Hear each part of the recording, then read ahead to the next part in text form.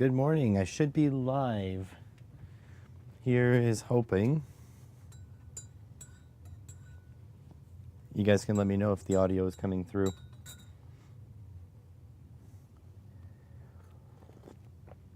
The stream might look a little different today. And hopefully that's for a good reason. Well, hopefully different in a good way. Hey, JB. The reason is I bought a new webcam. And let me show you what this webcam can do. All right. Look at the text on there. Then the workbench. Then the text. Then the workbench. And I can also... Oh, there we go. Zoom in. The text. The workbench. It's really fast. Tap it again. There we go. Really fast focus. Show you inside my hands. Workbench. Hands. Workbench. So yeah, this is the Insta360. I don't know the name. They didn't send me this. I paid for it. But, oh yeah, I'll give you an affiliate link. Sure. One moment, please. I have to go Amazon.com if I want the international affiliate link. Insta360 link. I think it's called Link. Give me a second.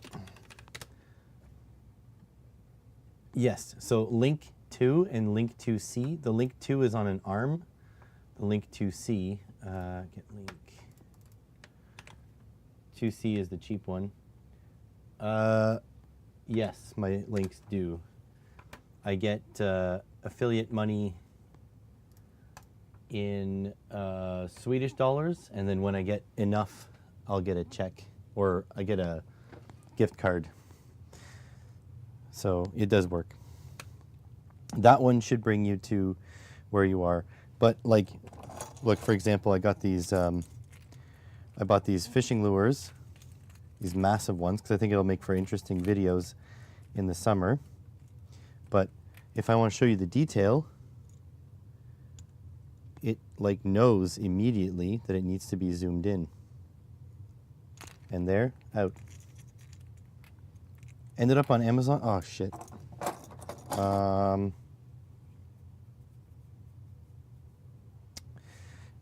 Okay. It's supposed to. I'm linked. Hold on. I am linked with the world. Give me 1 second.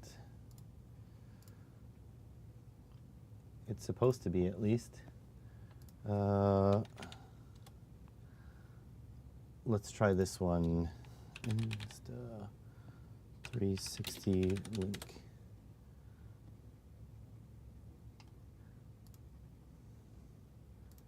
Get link. Try this one. So this is the .ca one, but it should be linked. Let me just check my global linking capacity tools. Link checker. Nope. This is very fun. Tools. Manage tracking IDs.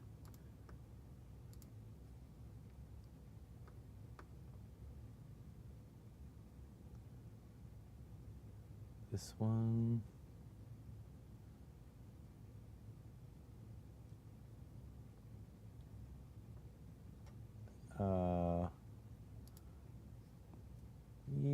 Yeah, I don't know.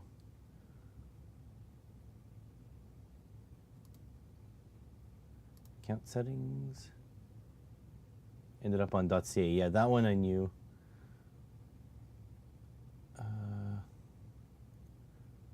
Plan.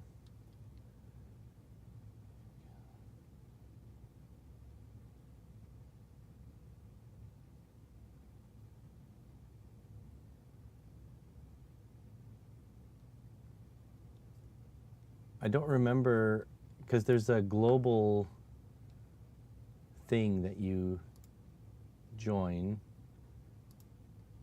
because I get, hold on a sec, right now, consolidated summary.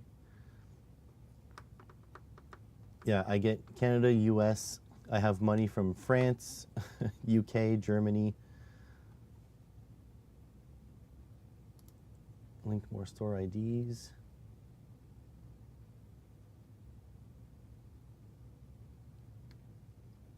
Yeah, I'll have to do this off camera.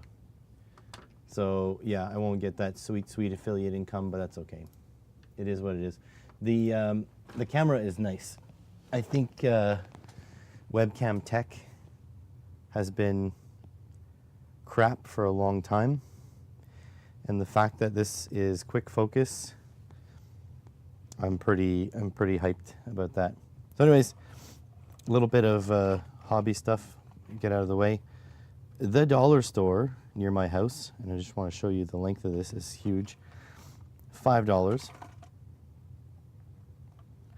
for a nice giant fishing lure. The only thing is these are only mildly useful because they have a massive lip, so they dive deep.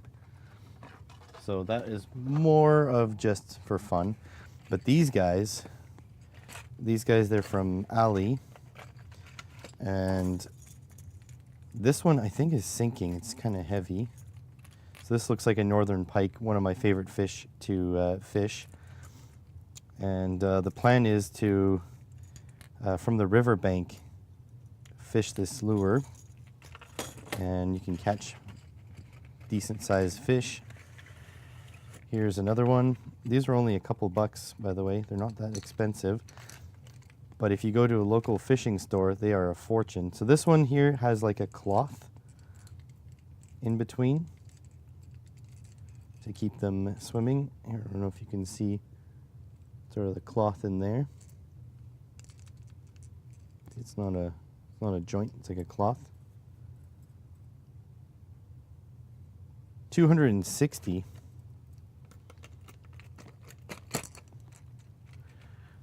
So that is another one. So these are like videos for, I don't know if I'm going to start a fishing channel per se, but possibly. And then this one's from AliExpress as well. It's glow in the dark, maybe.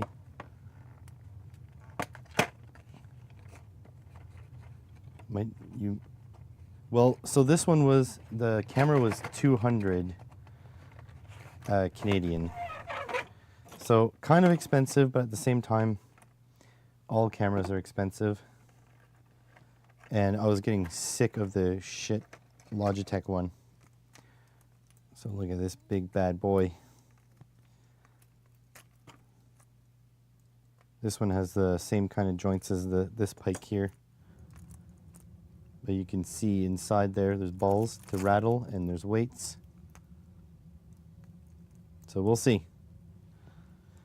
Oh, and I didn't even say what we're doing today. We have 2 PCBWay videos to film. I do have some downer news that I just want to get out of the way.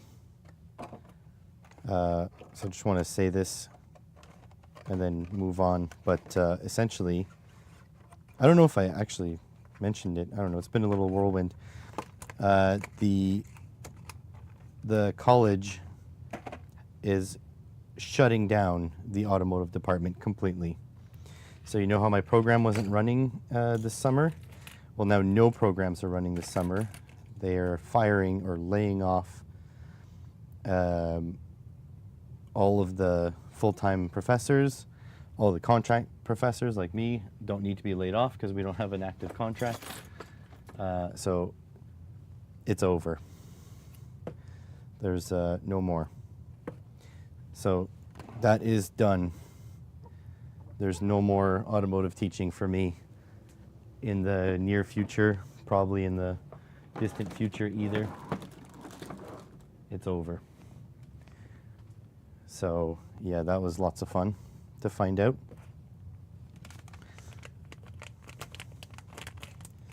So that's how I'm feeling this week.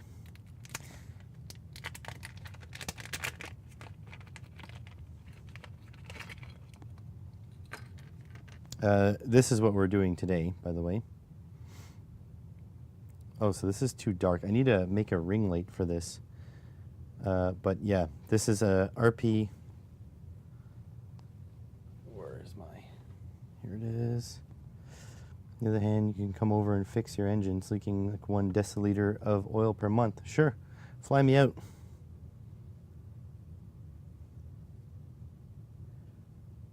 So here is the RP2350B, the big boy, on a board. And so this I'm pretty excited for. So this is the first one I get in my hands of the big boy. Also uses 0.1 inch headers. There is a board by Solder Party, which I really wanted, which is a stamp. So it has pins all around the board. However, it was expensive. I mean, this wasn't cheap either. This was, I think, $8 Canadian. The Solder Party one would have been something like, I don't know, $20, $25. But you needed one millimeter. No, you need 2 millimeter pin headers, so non-standard pin headers. So you can't breadboard them. So this one you're going to have issues breadboarding too, but that's why I made these.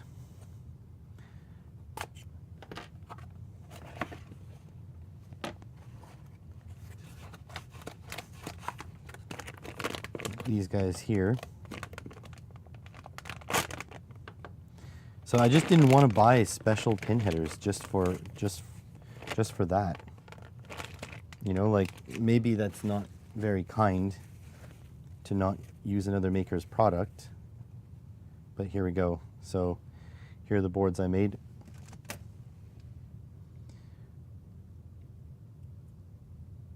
So this will fit onto here and go onto standard breadboard.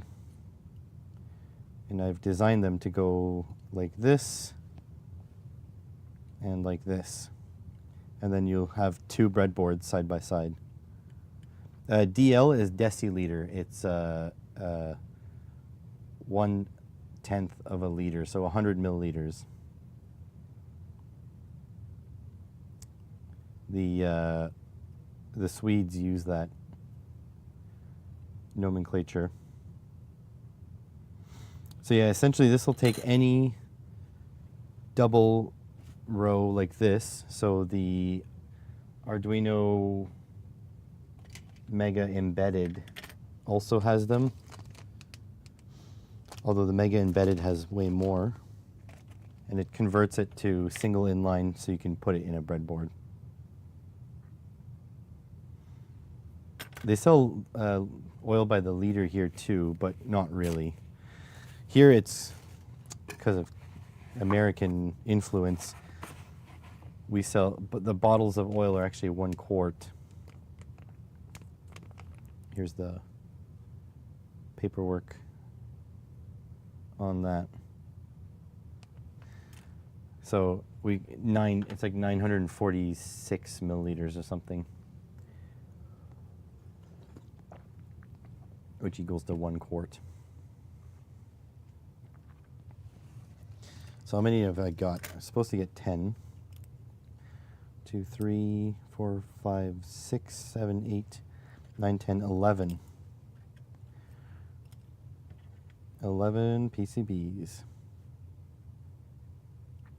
Oh yeah, and there's little markings. You can see the A goes to the A, the P goes to the P, and the O to the O, and the 4 to the 4 down there.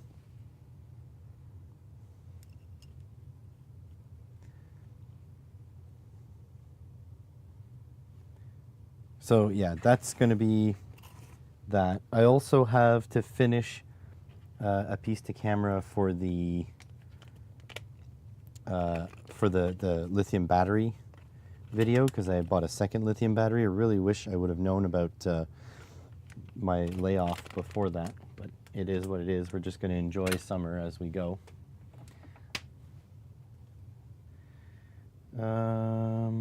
What was that?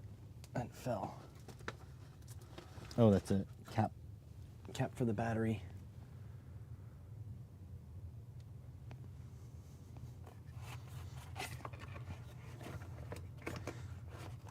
I also bought this for the drone because we're going to finish the drone at some point. Do you know how expensive Loctite is? This is 50 mils of Loctite. Well, Loctite. Locteft. Thread locker. It's like super expensive here in Canaderp. So I got this from China, and I think this was like $6 or something. Locteft. I love how I can, like, this thing figures out focus like there's nobody's business. God, it's so much better. Oh yeah, and it has a privacy shutter. I can shut you guys off. It's like literally a physical shutter that closes on top of the lens like an iris.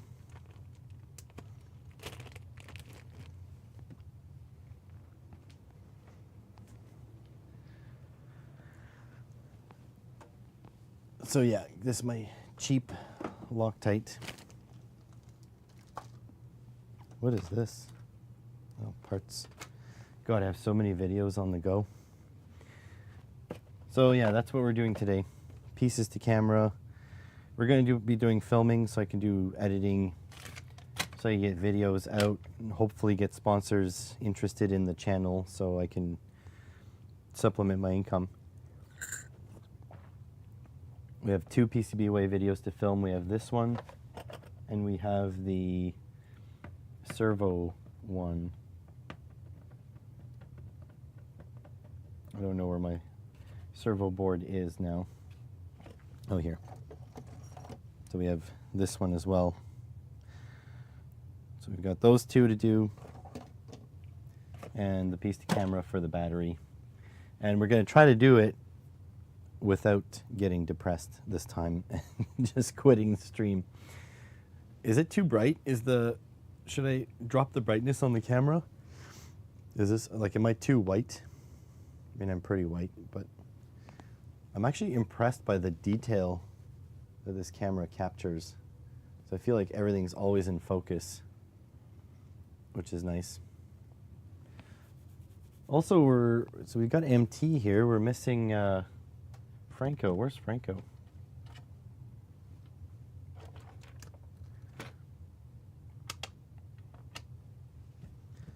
Looks fine. Okay. That's fine. All right, so piece to camera first. This battery's been sitting here so long that it's freaking dusty now, so I have to dust it. Doesn't even look new anymore. I should go get my battery duster, but then I'll be putting this stuff out into the air.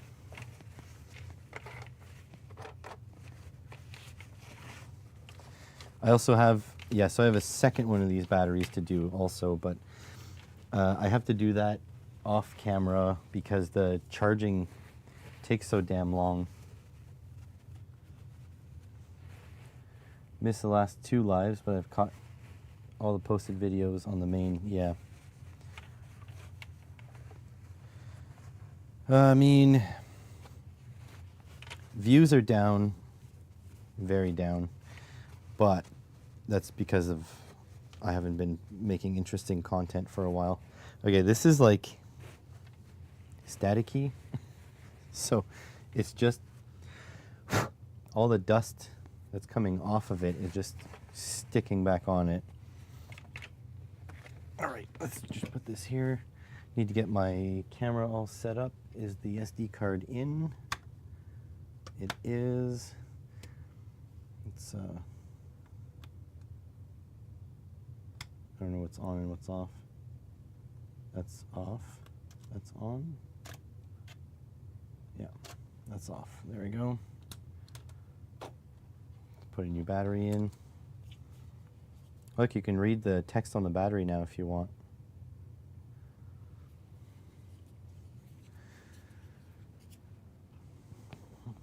Let's see.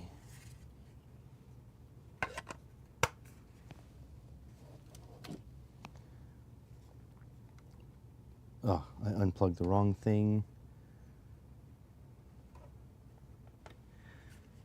Go over here, plug over here. Charge the battery. There we go. Grab a new battery.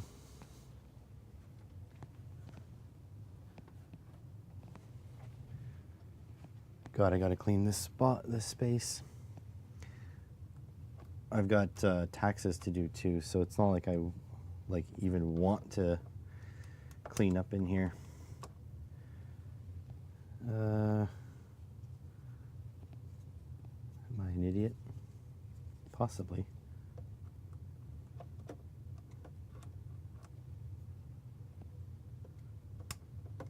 How do I put this battery in? Am I dumb? This way. There we go. This live view.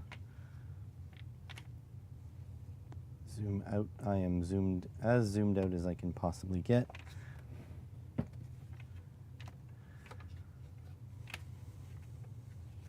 Kind of want to get the lie time on the screen. There we go. Gonna take this strap off.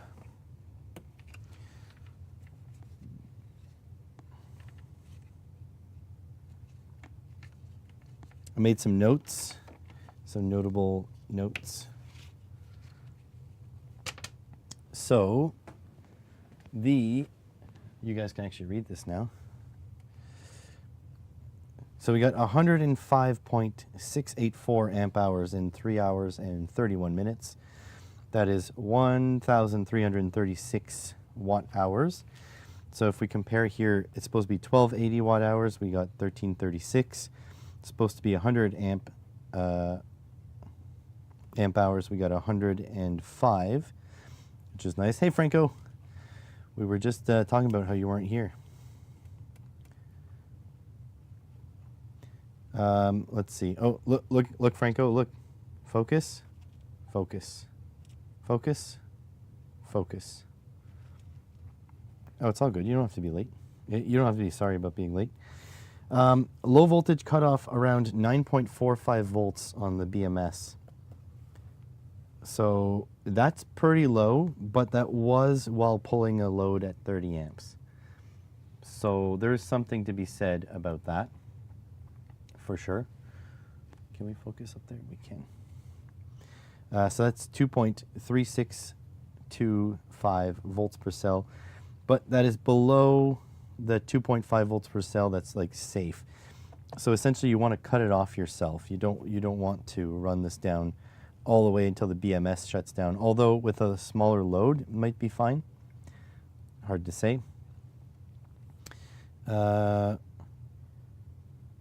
When we hit the rated 100 amp hours, we were at 11.99 volts under load, which is insane. That is like really good. So we got 12 volts all the way to the rated 100 amp hours. It also did 75 more or less amp hours above 12.6 volts. So this is great. So not a chance that a lead acid battery is going to be better than this. There's no way. So this thing is way better than a lead acid, cheaper, and I don't regret at all. Except for the fact that, I got laid off. I wish I wasn't laid off. That would be great.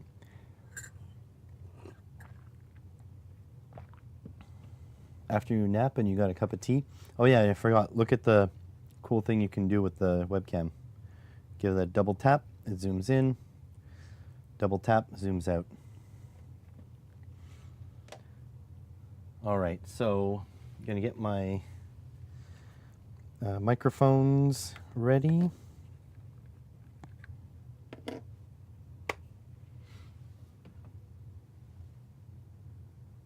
Grab my little fur ball here. Look at that, you can go read the text, the FCC ID on that thing.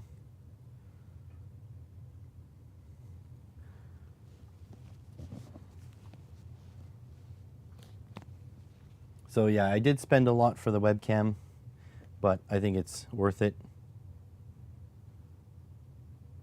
Can't focus that close. There we go. Focus, focus, focus, focus. Love it. God, I was so mad at my shitty Logitech webcam. Even though it was the Brio 4K. It's expensive webcam, but for some reason it's just junk. Like complete junk. Like this guy. This is supposed to be high-end webcam, but it's crap.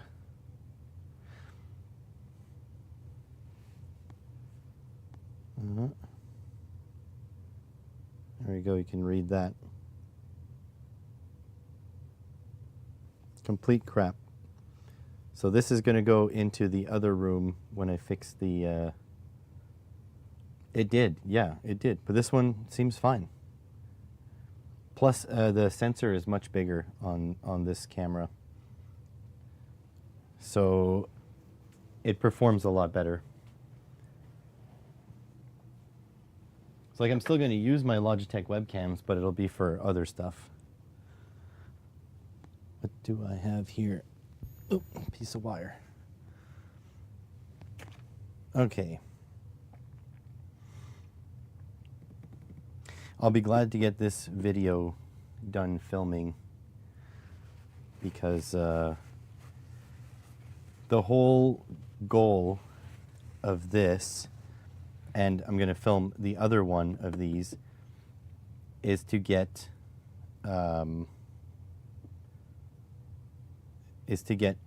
possibly sponsorships for more batteries. Like more companies want me to look at their batteries. That's the hope. Well, also that, and I get to do fishing this summer. Okay, test. That's testing. All right.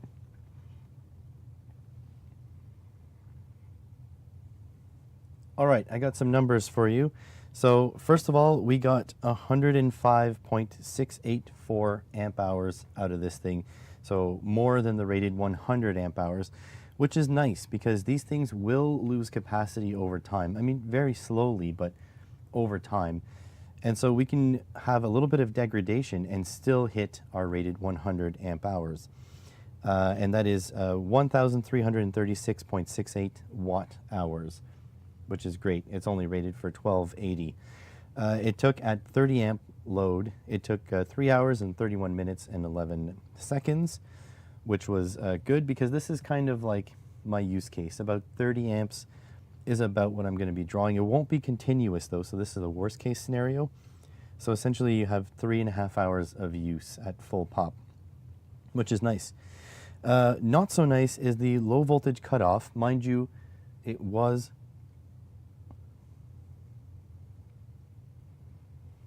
What's not so nice is the low voltage cutoff. Mind you, it was under load, was at about 9.5 volts, 9.45 volts-ish, which is not great because that gives us 2.3625 volts per cell, and the safe cutoff for lithium iron phosphate cells is around 2.5 volts. Now, it's not so bad because you cut off the load and the voltage creeps up very quickly.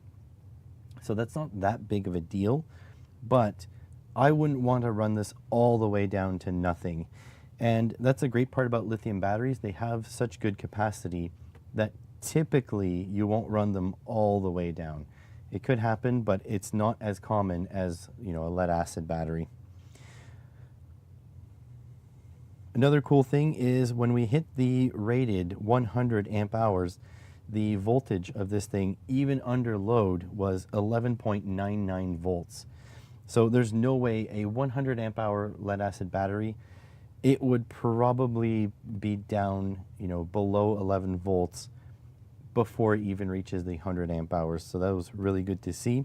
And don't forget that is still under load. So if you take load off, the voltage will float back up. So that's not exactly what it sounds like. It's actually much better than what it sounds like. And it did 74.435 amp hours of discharge above its 12.6 nominal voltage. Actually, it says 12.8 nominal here, but on a 12 volt system, usually 12.6 is nominal. So it did 75 above 12.6, but that is, again, under load, the 30 amp load. If it was a 5 amp load, it would have done probably almost its full discharge above 12.8. So in summary, there's not a chance that a lead acid battery could perform as good as this thing unless it was a 200 amp hour battery. But then instead of something that's 3 times the weight, you're looking at something that's 6 times the weight of this thing. This thing is incredibly portable. The only negative, I would say, is that this is a Group 31 battery, so it is very large. The new gens that you pay a little bit more for, they are Group 24, so they're actually quite a bit smaller, and they have the same amount of power capacity. Now, that's not a bad thing. I mean, this gives you room to, you know, discharge heat. That's not necessarily a bad thing that it's Group 31. You know, it gives you more space to dissipate heat. This thing didn't even go like 2 degrees above ambient while I was discharging it, so I'm not worried about heat. However, it is bigger. It does take up more space in your setup, so if you have this in your house or in your boat or whatever, you do have to remember that it is a little bit bigger. It's the battery size of a pickup truck battery, and your bolts stick out over the top here, so you need some space to access these. But other than that, I would say, especially if you get them on sale like I did, these things are worth their weight in gold. Thanks for watching.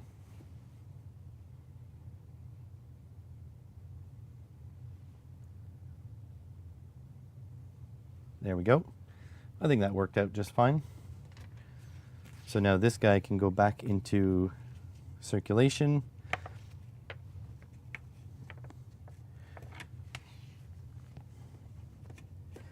I won't lie, because of this battery and the fact that I've got 2, I might be able to take my boat out onto the Rideau River system that we have here. Maybe not the Ottawa Rideau system, maybe not the Ottawa River system. That's a little fast flowing, but I feel confident that I won't have to tow the boat home because I've got capacity for days. Like, if I get 3.5 hours out of one battery, hold on a sec. If I get 3.5 hours out of one battery, that means the fact that I've got 2, I've got 7 hours of continuous use. So even if one battery dies, like just craps out, the electronics crap out in it, I still have another 3.5 hours of reserve. And 3.5 hours is going full pin, which you don't necessarily need to do. So that's pretty freaking cool. If you half that, right, if I half the speed of the boat, it'll probably draw like 7 amps. So that's like, you can multiply that by 3. In like 12 hours of constant use. Okay, that piece of camera is done. I feel good about that. So I guess the easier one, oh, let me just answer my boss here.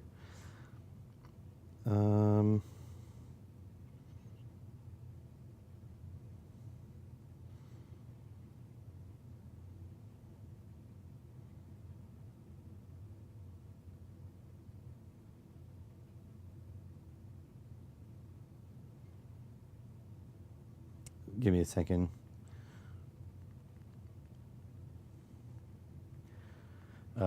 We have a snowstorm today, and we are starting to do remove the snow tires off the fleets that I work on. Now we have to move everything back because of the snowstorm.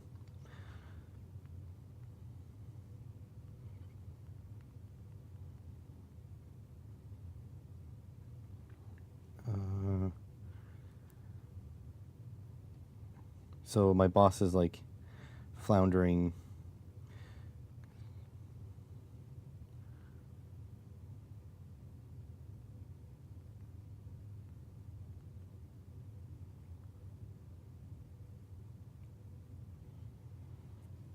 There we go. So yeah, my boss is like floundering because all of our customers are trying to push back their tires because of the snowstorm. So he's like, I'm sorry, I have to move work around and whatever. And I'm like, dude, it's fine. Like, I'll do whatever. Like, it's not a big deal. Okay, so this video is by far the easiest one to film. We're just gonna have to make sure there's a proper code in my little, this guy, my RP2040, this guy. I can show you this now because I'm not fighting against my webcam. And so, yeah, just need to make sure there's code, make sure it works still, and then, yeah. Oh, we also have a couple other things I'm going to add to my list. Hang on a second here. Let me just open up Arduino. The IDE. Oh no, not this one.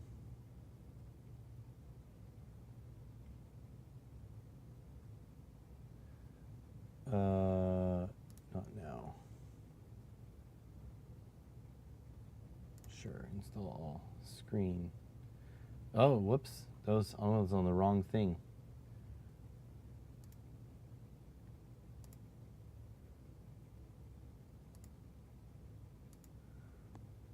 That was supposed to be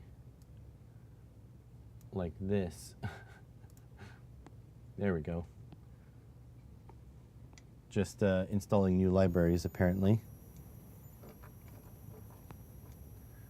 So, there. So I've been working just for my live stream family. Been working on a remote control piece of code. So that's for the RP2350.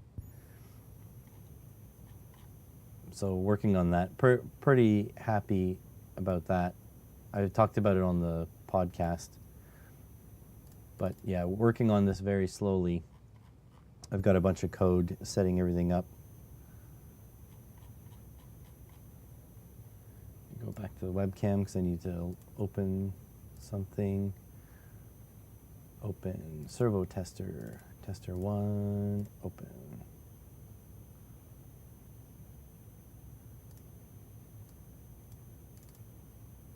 Okay. Screen. Oh, my boss is happy with me, that's good. All right, so let's just make sure this uploads to my board. Select board. Here, let me plug this in. I think you have to hit boot.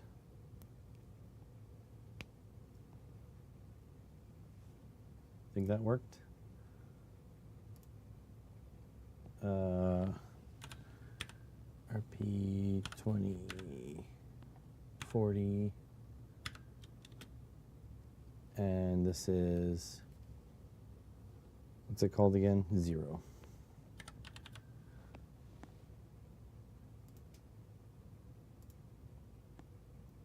Okay, and upload.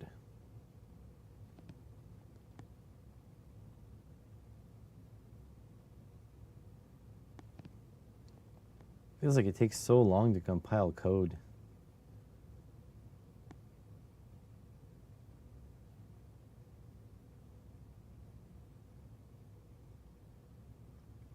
Wrote bytes, that's good. Bits and bytes.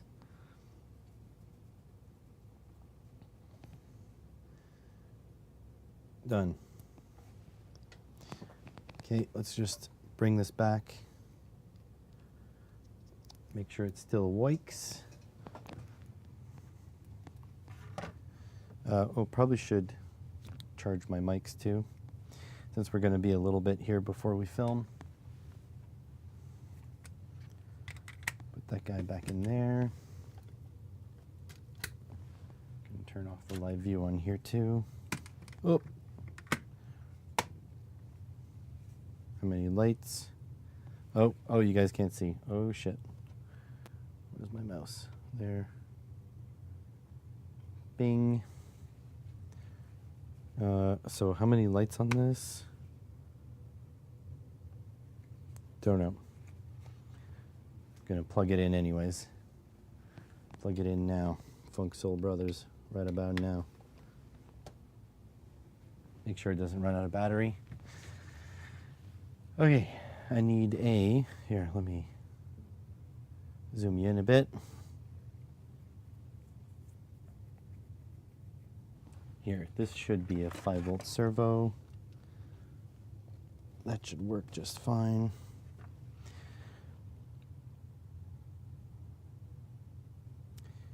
Ground over here. There we go. Should be able to just plug this into 5 volts now, and we should be good to go. Why do I have a USB-C? Oh, that was from my old webcam.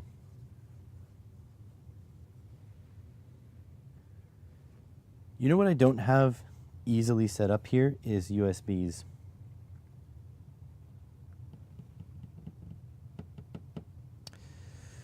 Okay, I need to do some work here. I need a piece of paper that doesn't have any personal information on it. Things to add to my list. Oh, how about this one? Oh, here we go. Okay. Welcome back, Franco. All right, so a couple things I need to add to my to-do list. So figure out adding USB power to Workbench. That's one. Although I do have my power supplies up there that have USB, but I don't have a cord just hanging around here. Next thing is we have a M42 adapter to design, print. That's for that's for Marcus, and a F1 starting light for you know who. So we have I have 3 things that are on my list right now. The USB stuff, I have been meaning to replace. I have a 12-volt sort of like Amazon AC/DC adapter that powers these lights. Hold on. Excuse me. Thank you. I don't know if you can see these lights. You see the reflection? So I have a set of lights right up there. Then I have this big light, and this big light. But these lights there, they're powered by a AC to DC power supply, and it's just 12 volts. But I'm thinking of replacing it with a computer power supply, so then I can have a crap ton of power on a 5-volt rail if I need it. So I'll have a big 12-volt rail, a big 5-volt rail. That should work just fine.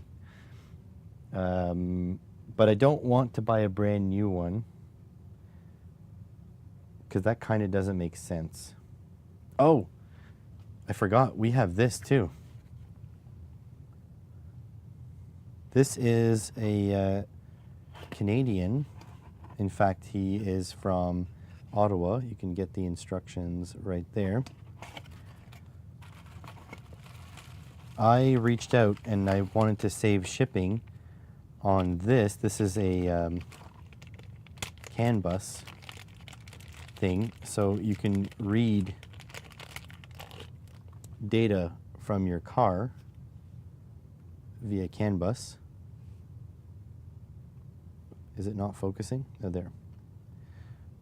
So you need to put this together. This is the PCB, and you need to put this on ESP32 and put some code on it. But anyways, I wanted to I wanted to save shipping costs. So I asked him, since he was in Ottawa, I said, can I just come pick it up? And also, would you like to do a podcast? And he said he doesn't do podcasts. Fair. And he said, here's a coupon for 100% off this board. And so then you just pay for shipping. So it was actually was like cheaper. So yeah, we need to work on that. We need to do that. I want to make a video on that, but I think I'll make a video on Simple Electronics, the main channel, for putting this together and who he is and all that stuff. But then I want to make probably some Dan Fixes Cars content. Excuse me. It's not super receptive on that Zoom, but whatever, it still works. So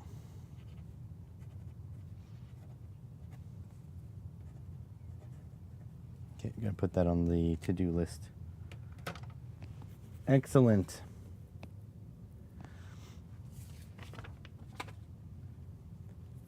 So that's good. That's all stuff that needs doing, which is why we're here on the live stream. All right, so we need to power this. Now I do have 5 volts and ground here, so I can just use my power supplies here. Thank you, Franco. Oh yeah, hi Adam, sorry, I saw you came in, but I was talking.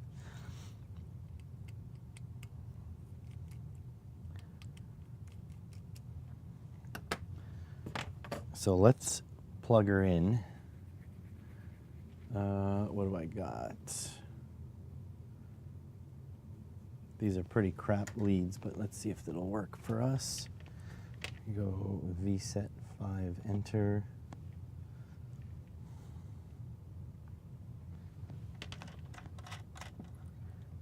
These don't come off. Does this fit over? Nope.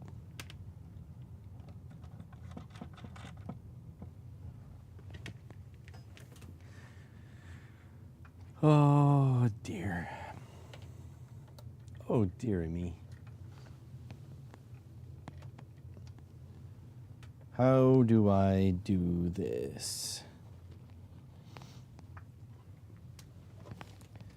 I basically need to make banana to everything leads, because this is getting a bit insane. That every time I need to hook something up, I have to figure out how to hook it up.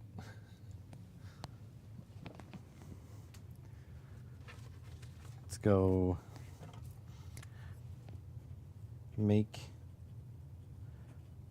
banana to everything leads. I mean, I have, oh fuck, Let's just make leads. I have everything I need to do it. Like, why don't I just do it? Why don't I just take the time now? If these videos don't get done today, I can live stream tomorrow and keep working. Okay. These are all, I'm sorry about the scatterbrained stuff that's going on.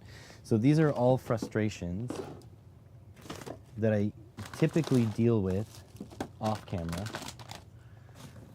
where I try to make a video and then I need to get something done before I can do the video, and then it just spirals and I end up not making videos because I get frustrated at the fact that I need to build stuff to make videos. Does that make sense? So I might as well do it on camera. Okay, let's go 2 black, 2 red. So I need to make adapters that plug in nicely into there and finish in a little ferrule. Spending 2 days I took as holiday recovering from being sick. Oh, I'm sorry about that. Isn't being sick crappy? Oh my God. Oh my God, that's heavy. So needless to say, I've got wire. I've got everything I need. I should just make adapter wires and be done with it. Just always have them. I just need to figure out what wire I want to make them out of, because I have this tiny little stuff. I think I'd like it a little bit thicker. But if I can't find my little bit thicker wire, guess what? We're just making it out of whatever, because it doesn't matter. Nothing matters.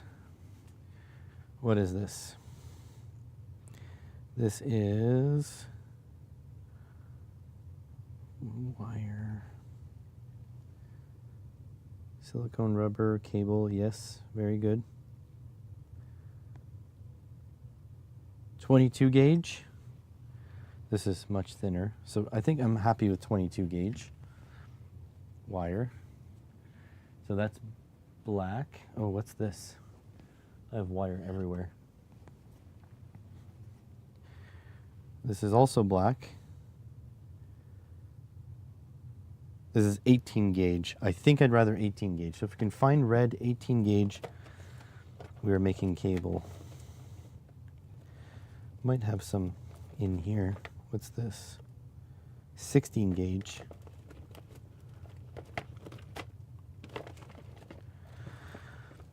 By the way, this summer, this year, my goal, that's 18 gauge, but that's too short.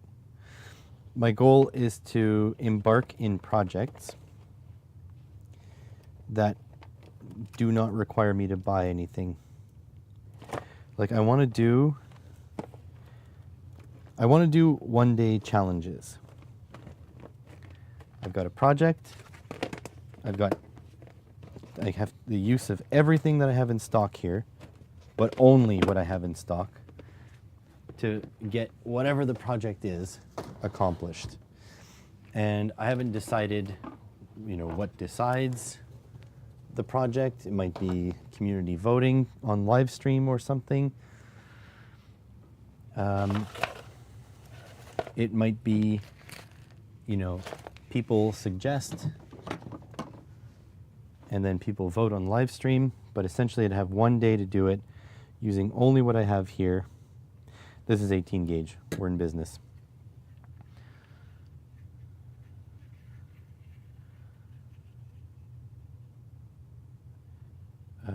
No, he's doing 3-month projects. Yeah.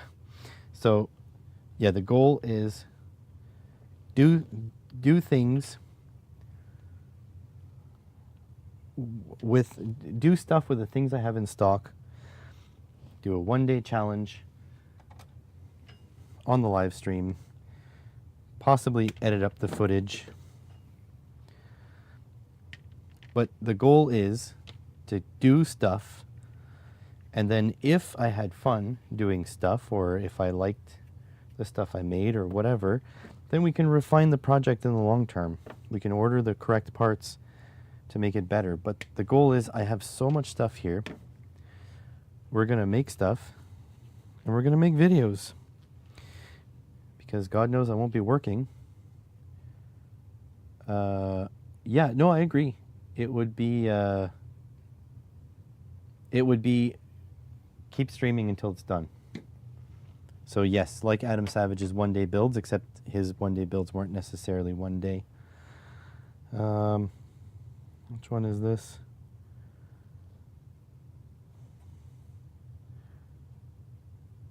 $22. So that's what I would do.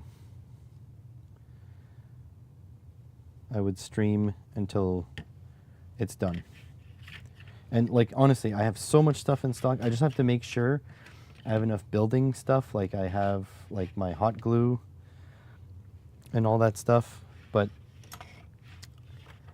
I think that'll be fun. I think if I can plan it for rainy days, that would be even better. Because if it's not raining, I'd rather be outside. But yeah, do a whole one-day stream. I'll probably stream on Twitch as well as YouTube. Do both. Because why not? You can stream both with one connection.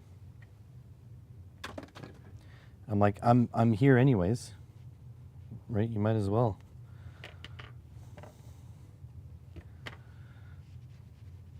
Oh, I have to go find my my board. But you're not allowed to quit. Yeah. You know what? And the thing is, it doesn't matter what it is. It could be a robot that flips a piece of bread over. Like, it doesn't matter what it is. It just has to be, I think the fun is in the building, right? Whatever it is, we're just going to build it. We're going to have fun. If I can't make it, I can't make it. Like, it's that simple. Definitely going to try.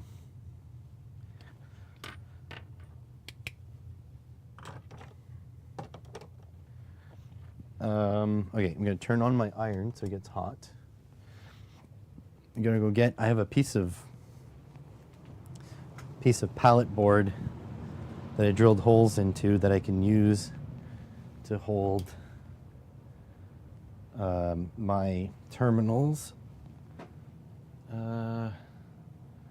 Piece of pallet. Oh, here it is. I have to replace this. I have chunks of 2x4 that I can replace this shitty old board with.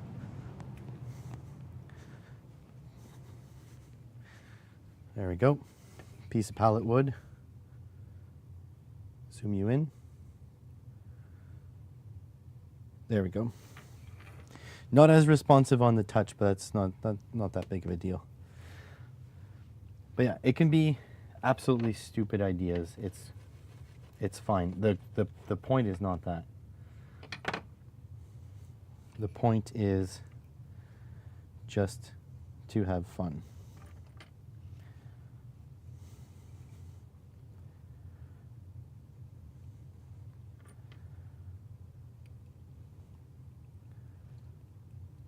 Three, 4. Also, since my teaching career has ended, I mean, pretty much, I'm thinking I might jump in front of the camera, probably on some automotive content. Nothing's decided,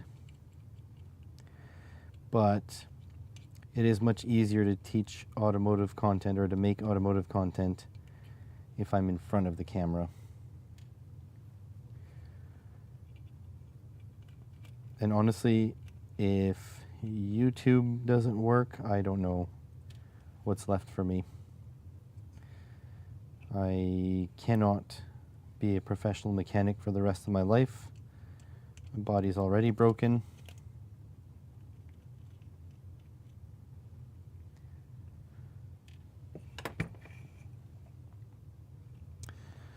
But that's what happens when you elect people that are afraid of education.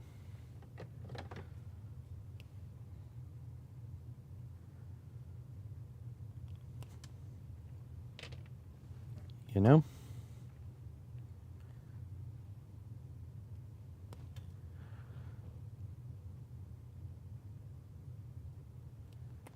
So,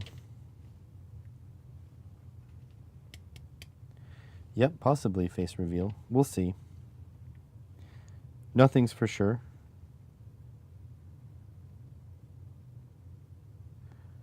But I will warn you now,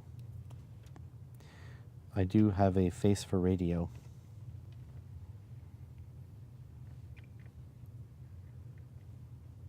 That is my fair warning. I'm going to give up a career after 20 years due to stress and driving. We need to find a way to generate. Yeah. Yeah, I don't know what my monthly expenses are, but it's quite a bit. Actually, speaking of that, I need to pay my car insurance.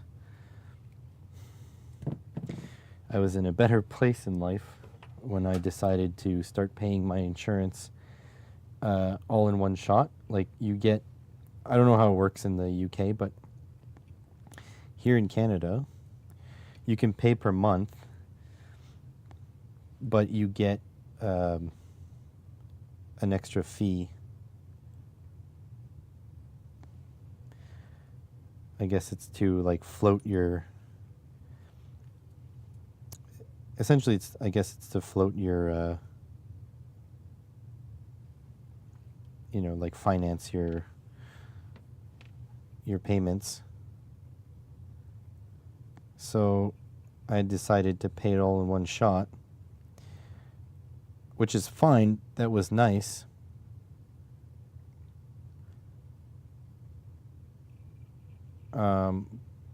To save the money.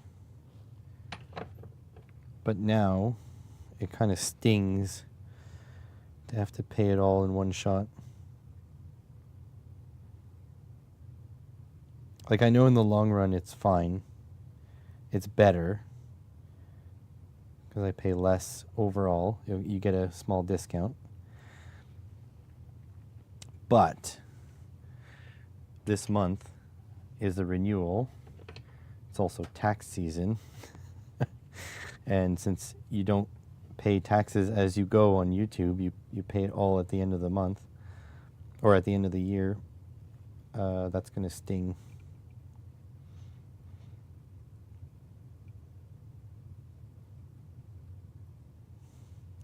Thankfully, I'm like theoretically low income.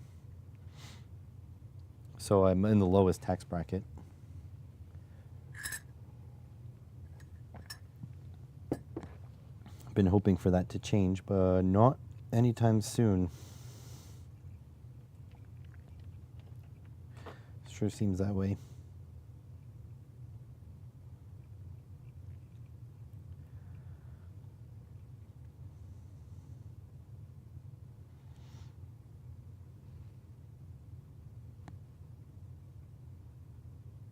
Your face makes onions cry.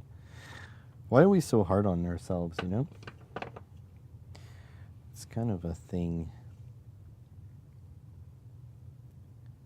Makers, we're so we're hard on our process, we're hard on our skills, we're hard on everything. Ooh, that's hot. We are definitely our worst critics.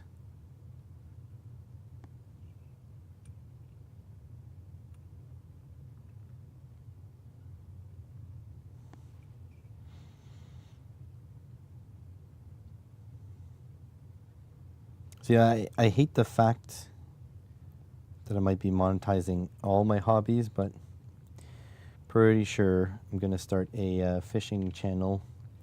Probably like just gonna upload whenever it seems right. Like I'm not going to work on a fishing YouTube channel. But the thing is, fishing has a large audience, and there's creators that I watch that I really enjoy. And so I'm going to take every opportunity I can to potentially get some online attention from sponsors or whatever. And since I'm going fishing anyways, I've got the camera gear anyways. You know, I may not film when I'm off with my dad, but the camera's going to be there anyways, because I do want to save some memories of my father and I fishing and myself fishing.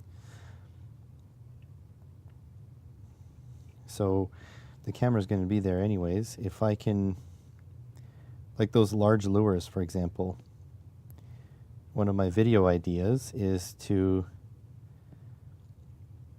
set off in downtown Ottawa with those large lures only and see what we can get biting. And I think that would be interesting.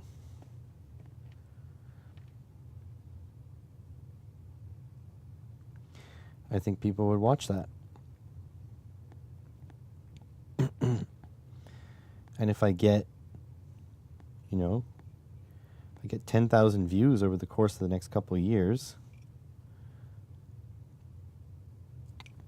I might get enough subscribers to monetize that channel. And so it's not any extra work. I mean, I want to go out and fish with them anyways. I bought them to fish with. So if I strap a GoPro to my chest, bring a little tripod, you know, if I just do a little bit of extra work, I think that would be perfect.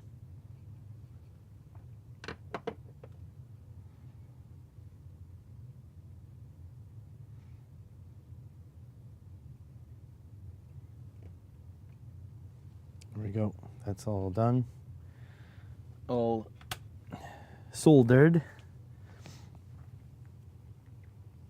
So yeah, I'm trying to think more long term.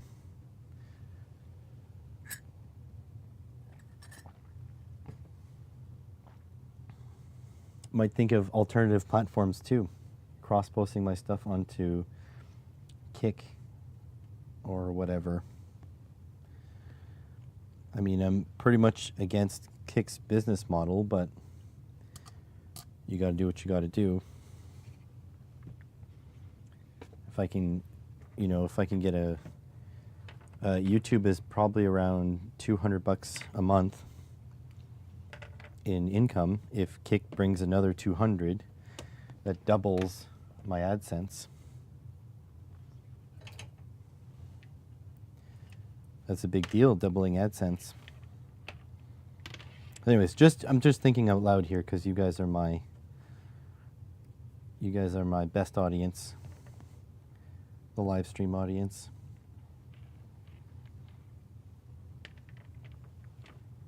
Would love this to remain a hobby, but it can't at the moment. Also, like, I'm debating, should I go back to school? Should I get into coding? Coding's not easy as a job right now. But I think if you leverage the power of ChatGPT and, you know, LLMs in general, I believe that you could be successful, but you'd have to be an independent. I don't think you could work Apparently I stripped both ends of this. I don't think that the odds of me getting a job at a big company are good, but the odds of me being able to freelance might be good. I don't know. I don't know the answer. Definitely 100% can't be a mechanic for the rest of my life. Unless I've specialized in electrical or something.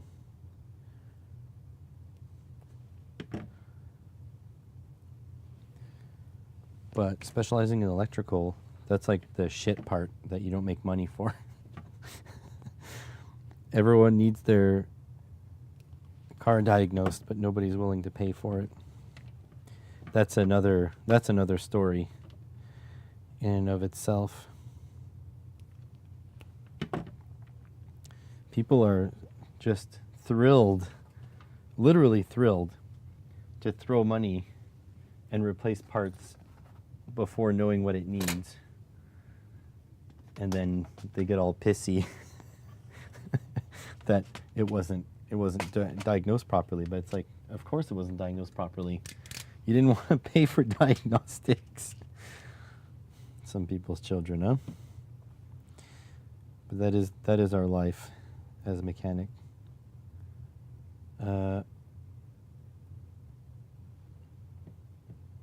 Small matter of the flight, yeah. You know what the worst part is? If you flew me out to Sweden, I wouldn't be allowed to fix your car. You can't work on a travel visa anywhere you go. And it doesn't matter if you do it for free, because you're removing work from the good Swedish people. Which car is leaking, the Audi or the Ford? Because the Ford has like 8 bolts and you can fix it by hitting with a hammer. The Audi is a different story. You have to take the front clip off. Oh, God. Yeah, that sounds expensive.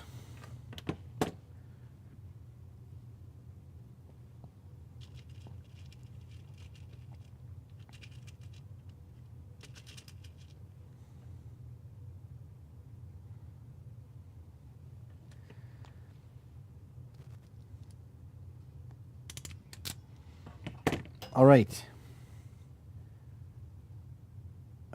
Detour complete.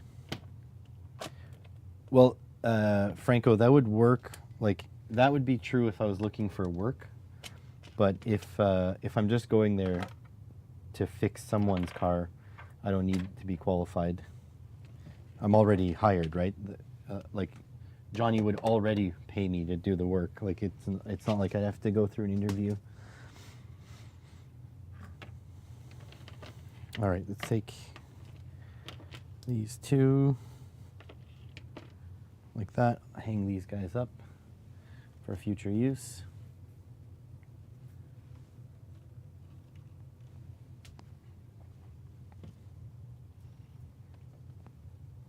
Throw this out.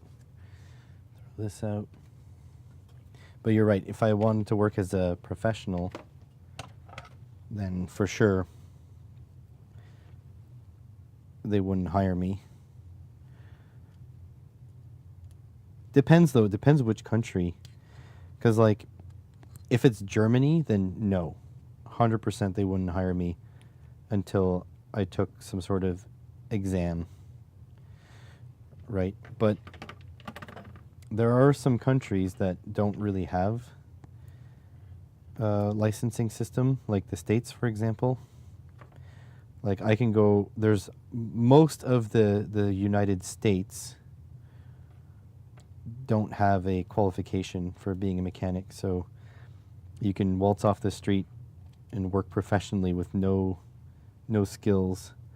The thought process is that the market will figure itself out. If you're a shit mechanic, you just won't keep your job very long. But the thing is, if you're a shit mechanic, you can hide your flaws for quite a while. You can do a lot of damage before you're discovered. How about that? I don't know if that's fair to say. All right, let's make sure this doesn't go boom. Ugh. Okay, mode 1.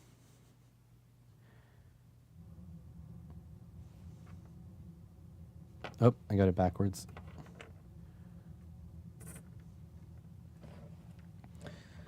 Okay. Mode 2.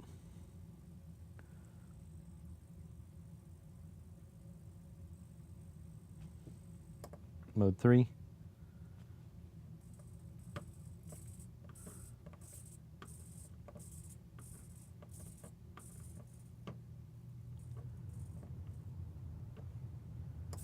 One, two, three. God, these little Raspberry Pi zeros are, or RP 2040 zeros are freaking awesome.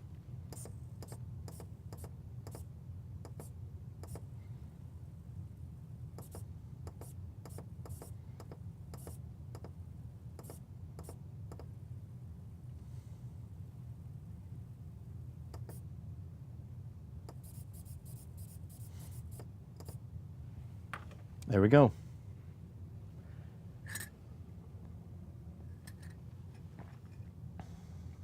So that's not how it works, Johnny. You cannot do work for free or otherwise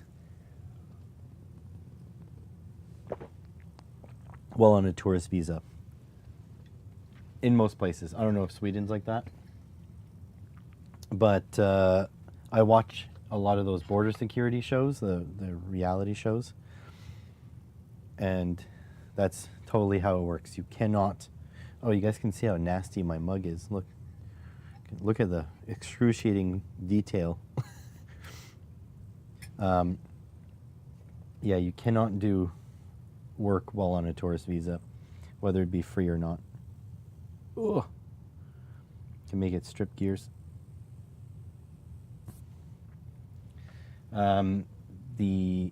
The big one though, if you do that, I think you'll lose a finger. So now my other question is, I think if I pop it into here, it doesn't power the Arduino. Let me check. Actually, you know what? Make it a lot easier. Trying to build a website, but brain says 404. Try to use AI. Stuff that it's very good at is like that kind of coding and websites. Since the internet is like so websitey. Vset 12 enter. I set to enter.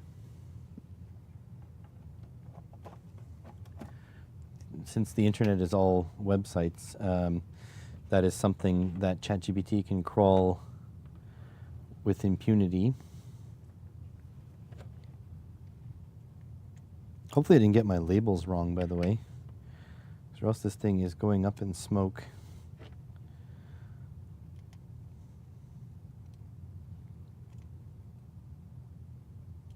Let me just double check that we have continuity through here. Oh, I'm a freaking idiot. I had a USB-C cable plugged in this whole time. What a dum-dum. Okay. Anyways. Doesn't matter. I needed to do all this. So I did all this. All right. Continuity? Continuity, I said. I don't know if you guys can hear that. Don't check. Yeah, but the thing is I need to make videos. Okay, good. As much as I'd love disaster, I need to pay rent. And by rent, I mean mortgage.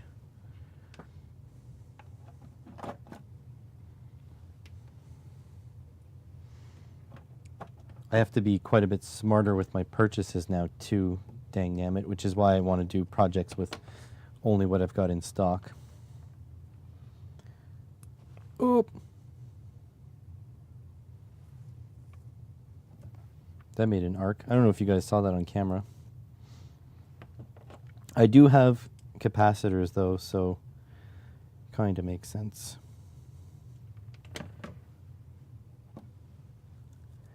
Okay, confirmed.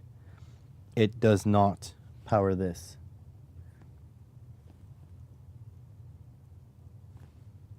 So hopefully I don't blow anything up when I do this. No. Good. Now, if I get one of my really big servos, which I'm not sure where I put them. Let's see. This guy.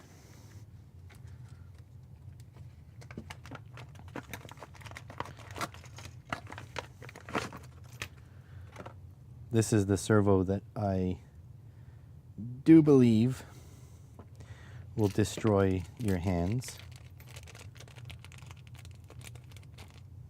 Trying to get all your scattered material into one location. Your brain doesn't want to work on it.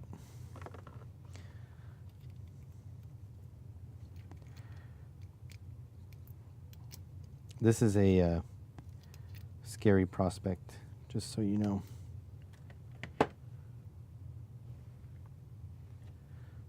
By the way, I commend you for making your own website to host things.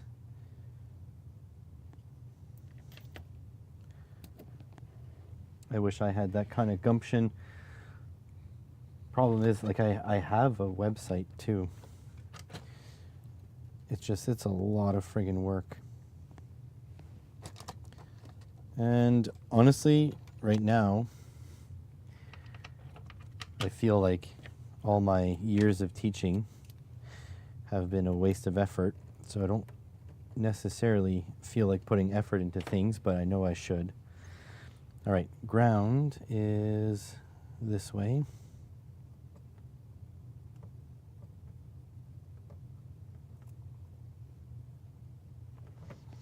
So this should power up like so. Oh yeah. Let's see if I can stall it. Ready? Oh God, no, I can't. I don't want to get my finger trapped either because it's going to... Oh my God. Just here, do you want to see the current as I try to stall it?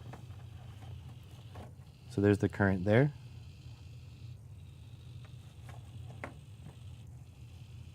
Ready?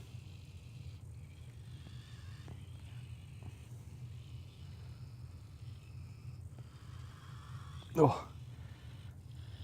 Half an amp. 6 watts.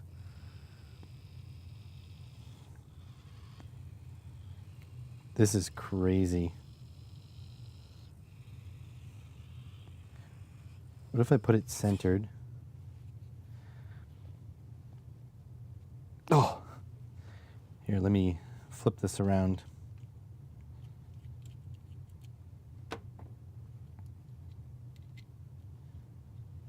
Is that master splined? I'm not sure. I don't think so. No.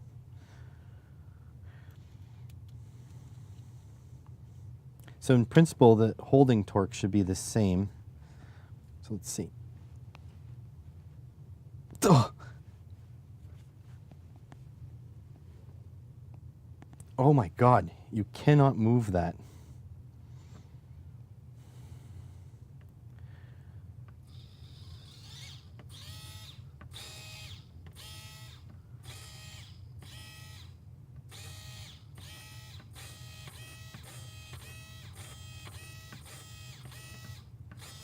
Oh, I hit constant current. Let's go 5 amps.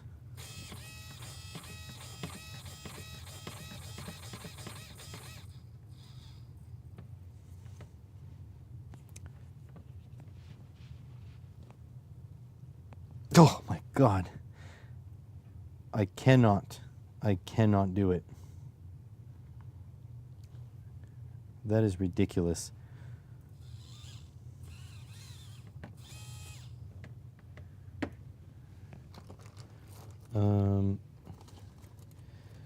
This is a dowel.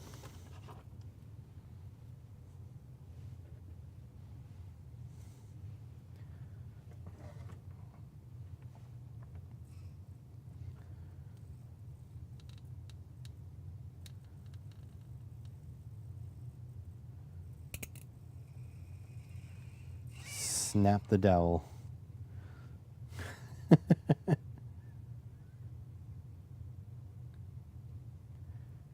Jazz. Hang on a sec. Writing full textbooks is proving difficult, so looking at micro guides at £1, $1 mark, hopefully little purchases will add up. Yeah. Jazz just made you jump a mile. What's the weight? This is a 150 kilogram servo. Cut down trees? I mean, I can't find anything in here that I'm willing to snap in half, essentially. But yeah, it is very strong. It is very, very strong. I kind of want to mount it to something and try to break things with it. That'll probably be a cool video too. Let me just take this. Breaking stuff with 150 kg servo.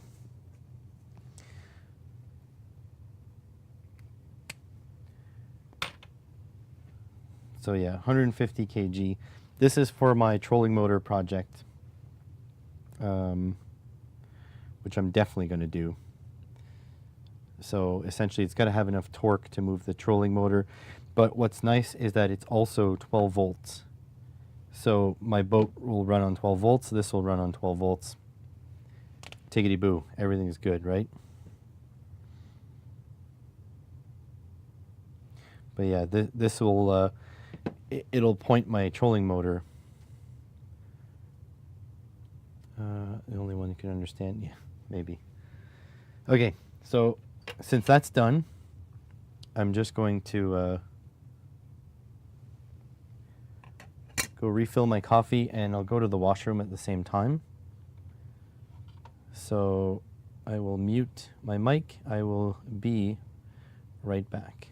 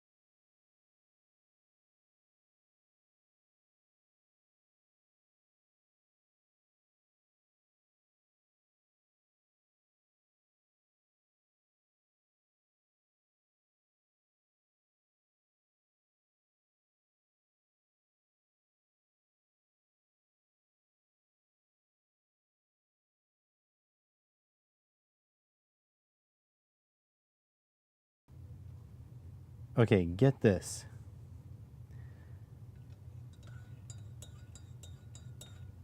I'm in the kitchen pouring myself a succulent coffee, and in my backyard I see a branch fall.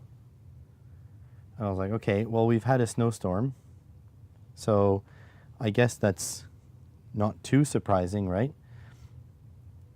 However, another branch falls, and then I look closely, and looks like there's a tree felling company, like an arborist, working on my neighbor's tree right up against my fence.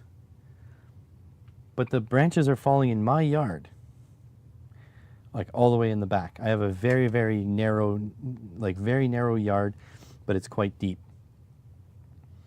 So I'm watching this happen, and then the guy jumps my fence. Like one of the other guys that's not on the up the tree. He jumps my fence, so he's standing in my backyard, and he's grabbing the branches and throwing it over. But it's like these branches are coming down and hitting my fence and in my backyard. I'm just gonna, while I chat with you, I'll go back and see. This guy's freaking, the audacity, like, come and ring the doorbell.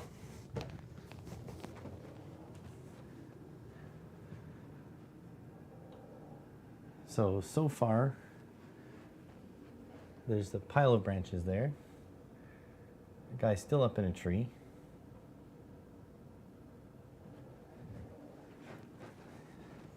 You would think that you'd have to get permission to go onto someone's property. What the hell, man? Yeah, I know they should at least tell me, and they should ask for permission to come on my property. And if they don't ask, then they should mitigate it so it doesn't fall on my property. Like, what? Am I out of line here, or is this absolutely nuts? Like, this is crazy, right? Anyways, my wife is working, so she can't deal with it. I'm on a live stream with you guys. I may have to go answer the door at some point. What the fuck?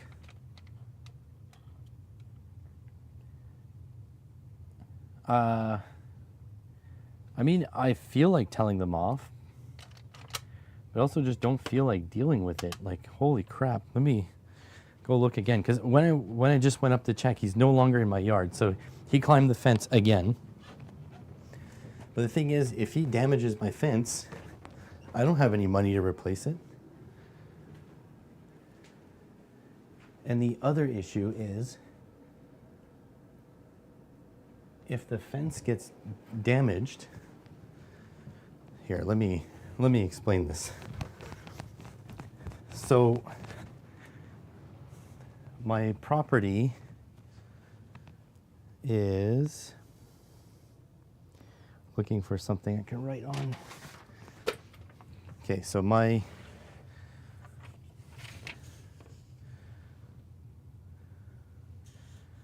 so let's say my property is like this. Okay, it's very narrow and long. And then here, this is my back fence, and here's the tree they're cutting. Okay, so branches are falling into my yard here. And I have a fence all the way down and all the way up and all the way on the side because I have a pool. I hate my pool, but my pool is like this. So we can use this part of the yard or this part of the yard, but there's a pool here. So there has to be a fence all the way around, and like my house is like here. Let's just say. Okay, so the guy's cutting the tree here, branches are falling here. The guy jumped my fence here. So if this fence gets damaged, this is a 5-foot fence all the way around. Because of my pool, any modifications, any building that you do will need a city inspection. Okay? And so if this fence here gets damaged, they'll have to pay for it.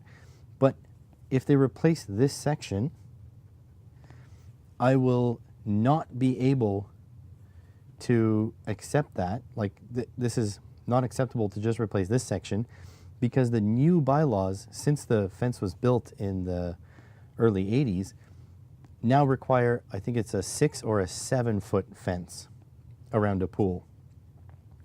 So that means if they break this section, they'll replace this section with 5 foot fence, but the city will never approve it until all of this from here to here to here to here gets replaced with new fence.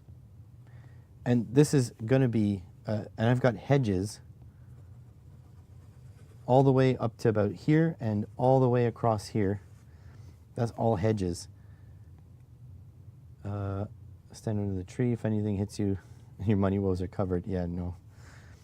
So all of this is hedges. So the hedges would have to be ripped up, or the work would have to be done around the hedges. And this needs to be like a 6 foot fence.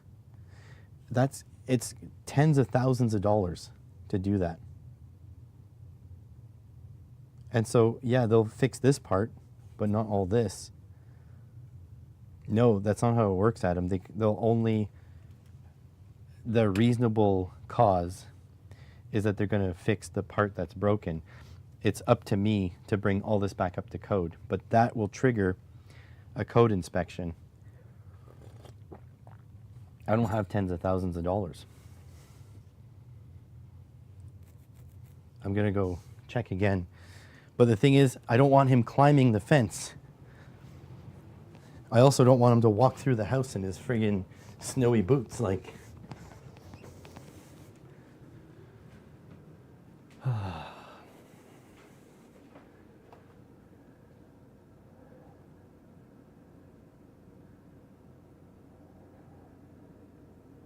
yeah, so far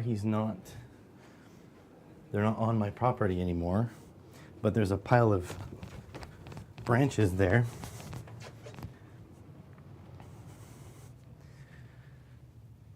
So what a freaking pain.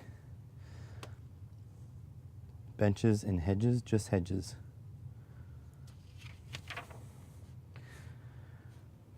Oh my God. How freaking annoying is that?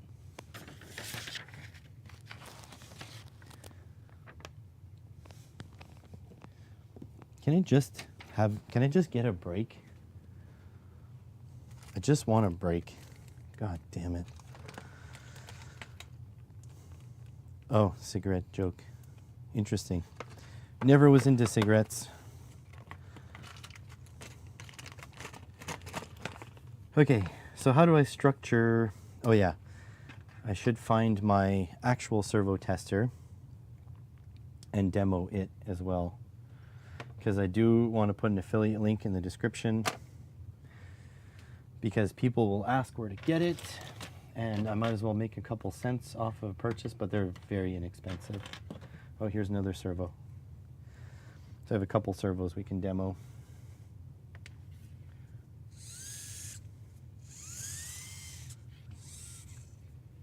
Like, just, you know, it's frustrating that all this shit is happening. I just want it to stop happening.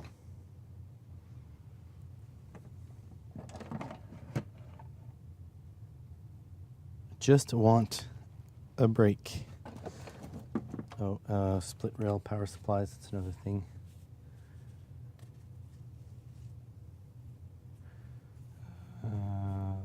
Split rail power supply. So I have those positive and negative power supply rails. I have to make a list of all the videos I want to work on, because the list gets too big. All right, let me find my commercial servo tester.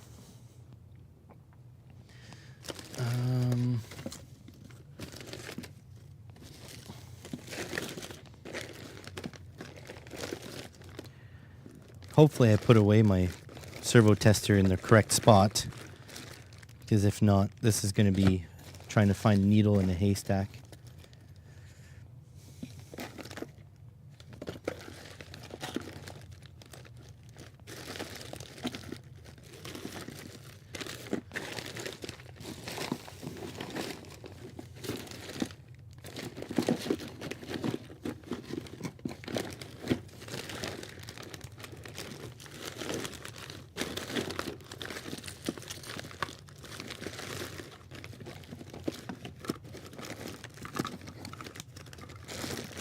Nope, needle in the haystack. So it's probably in this pile of crap on the side here.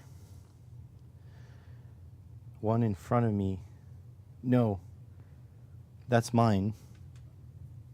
I want to show people the commercial ones. Like the ones you can buy on AliExpress. They're only a couple bucks, and I know most people will freaking roll their eyes at me that I made a PCBWay project off of something you can buy for like $1 on AliExpress or whatever. But that's not the goal. The goal is that you can use my code with a regular RP2040, and then you don't need to buy one off AliExpress, you know?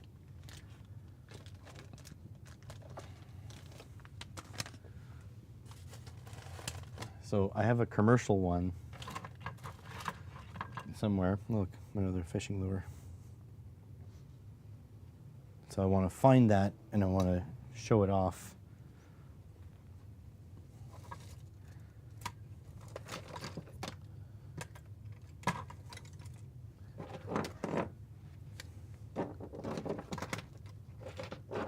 Oh my God.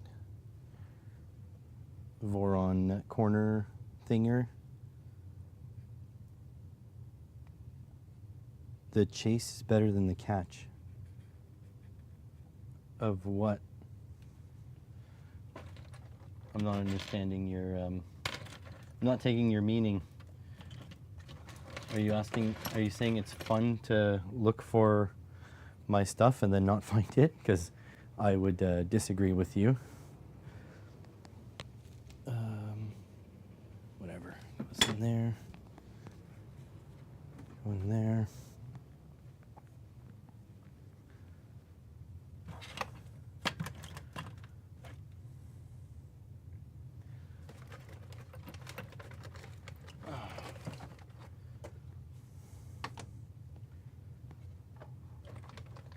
The making is, oh yeah, the making is better than the buying. So my thinking in this is that tons of people have, here, let me zoom you out. Tons of people have Arduinos and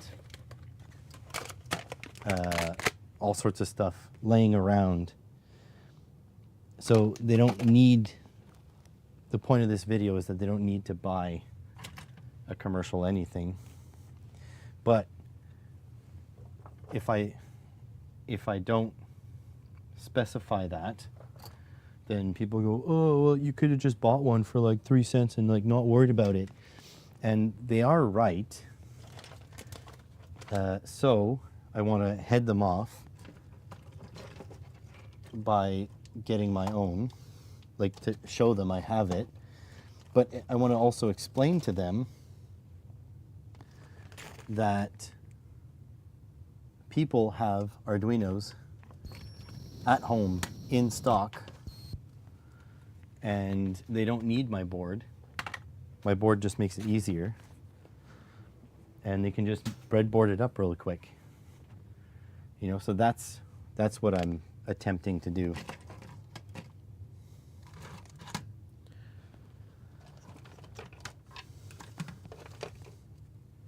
Why didn't I put any of this shit away before? Because I'm irresponsible. Let me go check to see if I have an intruder in the backyard again. My poor wife, she's recording a reaction and there's chainsaws going off. Nope, no intruders.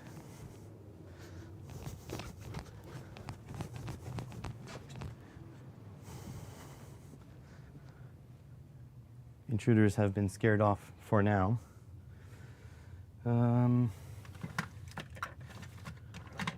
This is a watt meter. Use this another day.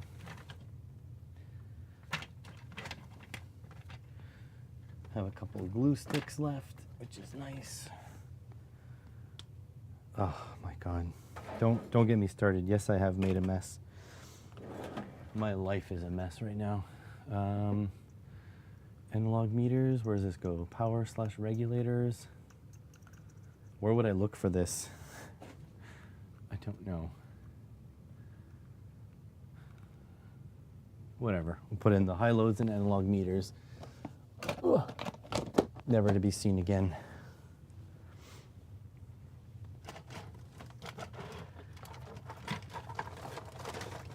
Oh, I found it. Here we go. This is it. So this requires that I plug something in with power though. So I need to make an adapter for that. Oh my God.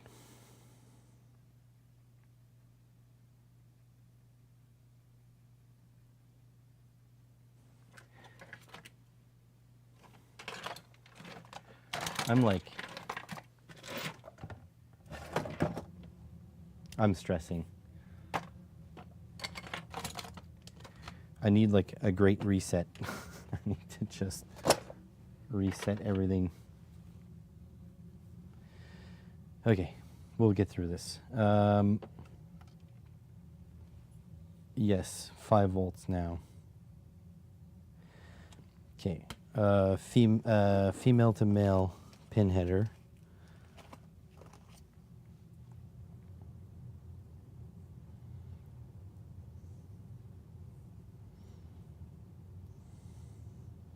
Just thinking, should I just make my own?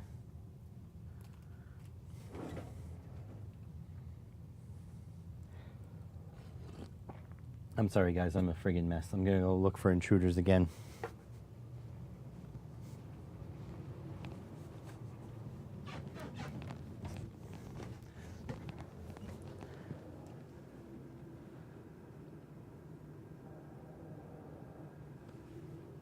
No intruders.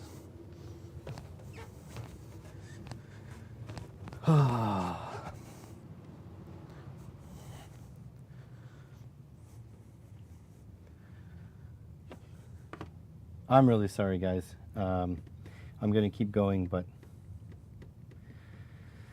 I'm obviously stressing out over nothing. I'm going to make an adapter. Maybe. I was in the upstairs window when the guy jumped the fence, so I don't think he saw me, but maybe he did. What do I know?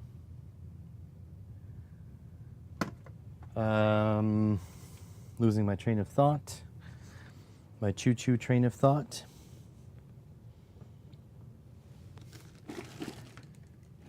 Okay. So this is a non-functional. Let me just confirm that this is non-functional, because if so, I'll just snip the wires off of this and use this.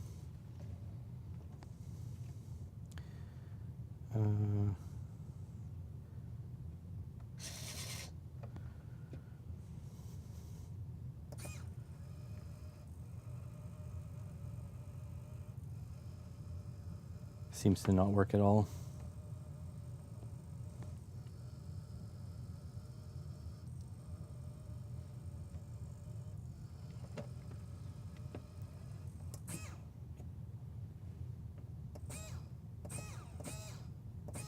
Yeah, so it's screwed up. So I will cut this. Guy in the tree? No, I don't think so. I mean, either way, what the fuck are they doing in my yard?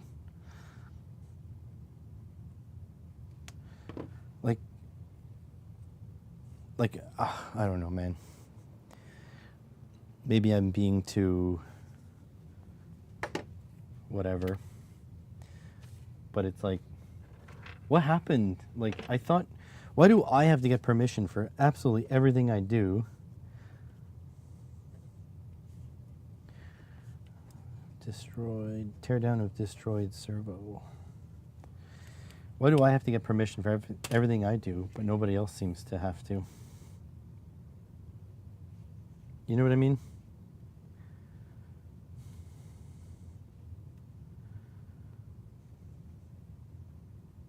And I get it. I get it. I get it. They got a job to do, checking for intruders again. They have a job to do, yada, yada, yada.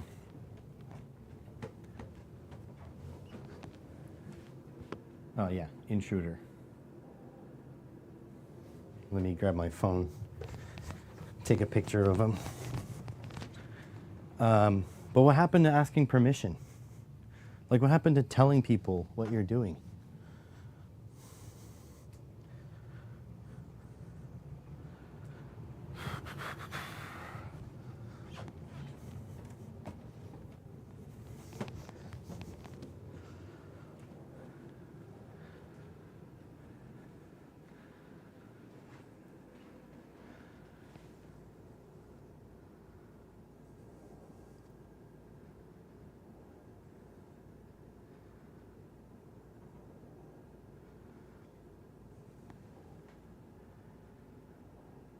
Taking video of him right now.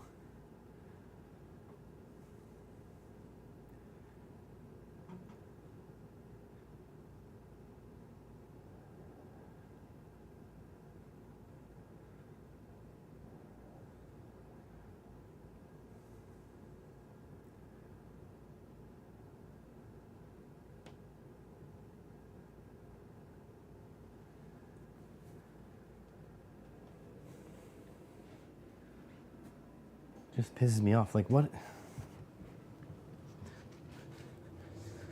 Like, what if I had a dog and the guy just, like, yeets a branch on my dog's head? You know what I mean? Freaking so upset right now.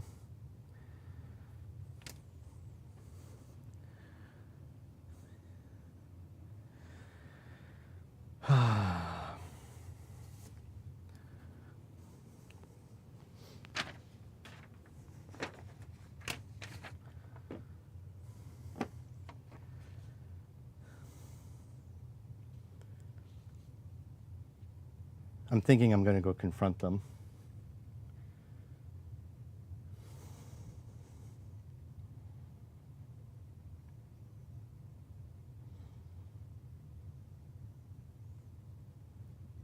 No, I don't know what company they work for.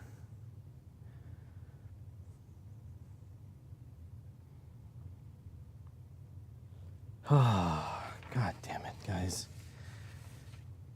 You know, I just wanted to get stuff done.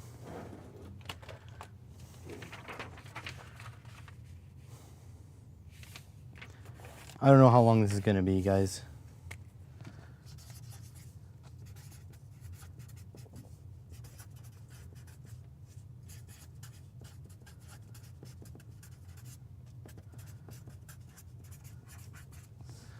I'm so sorry.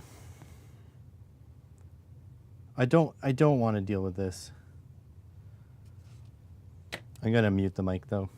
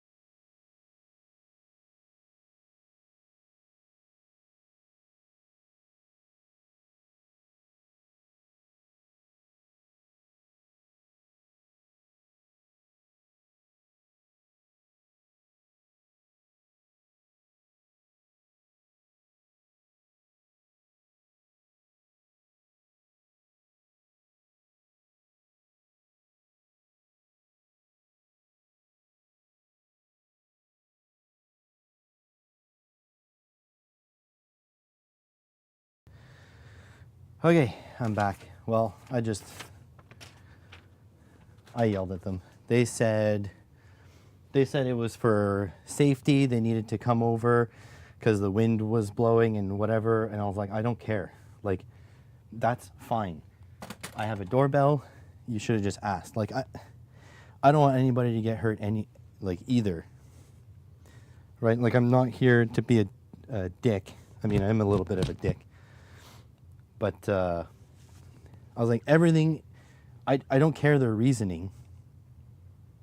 Their reasoning is fine. They should have just asked. So, yeah, that was my... Anyways, let's do some soldering. They said, oh yeah, we didn't think to ask. It's like, what did you think to then?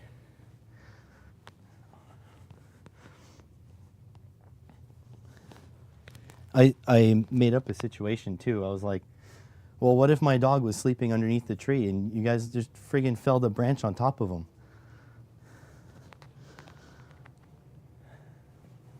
I also told them that if they damage my fence, they'll have to replace the whole fence.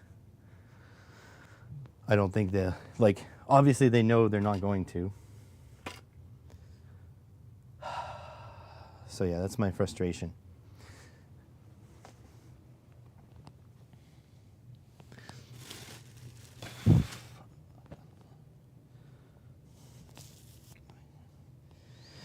At least anyways, I'm looking for these things again, the bananas. At least it wasn't a situation where my neighbor gave them permission, like anything like that. Fuck's sakes, man. While I'm looking for that, I'm gonna text my wife, tell her not to freak out.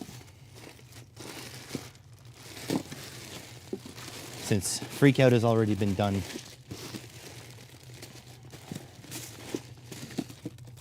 She is awesome, but she doesn't suffer from the same anxiety issues I have. So she can let her true feelings be known by whoever.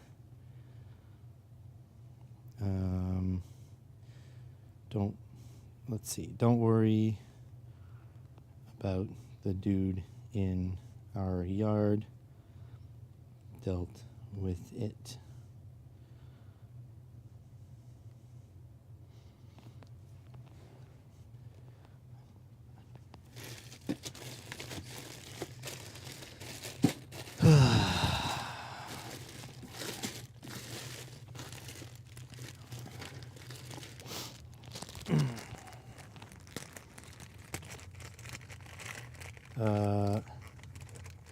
Did you get off your lawn? No. No, I didn't. I have to buy more of these.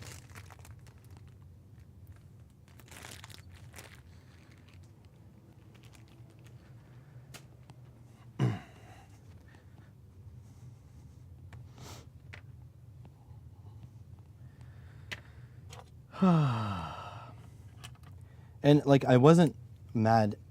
I told them I'm fine. I understand. I don't want them to get hurt or anything. So I get anything they can say that they needed to be in my yard for X, Y, and Z reason. I said, I honestly, I don't care. Any reason would have been valid. The issue is they didn't ask.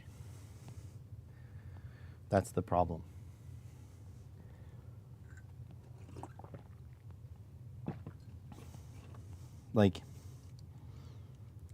I'm a tradesperson too, but I'm not allowed to change a 5-cent fuse without asking permission.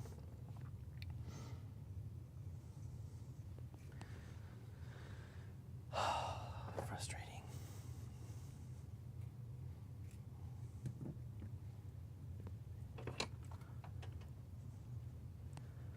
Oh, maybe I should get some wire out first. For this, I will use the thin stuff. I should have a bin over here. And you guys can tell me if I'm being obtuse. By the way, I totally accept that I might be overreacting. I'm okay with that.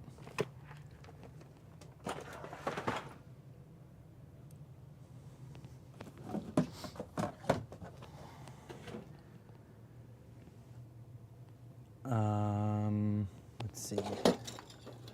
Yeah, this stuff. Ugh.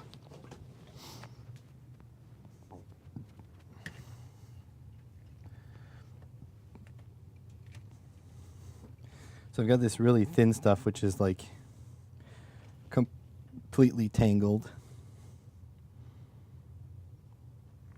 I might do 2 lengths of that. Because the stuff is cheap anyways.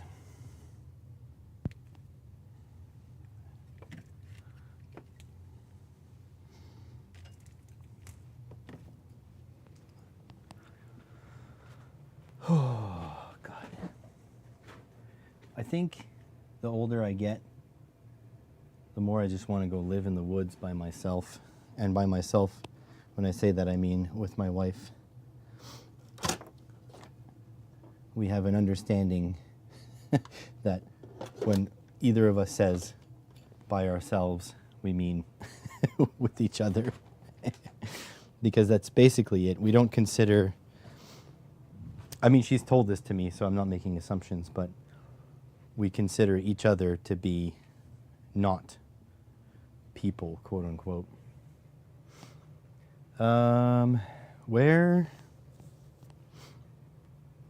So I found my thin black wire. Yeah. Where's my super thin red wire?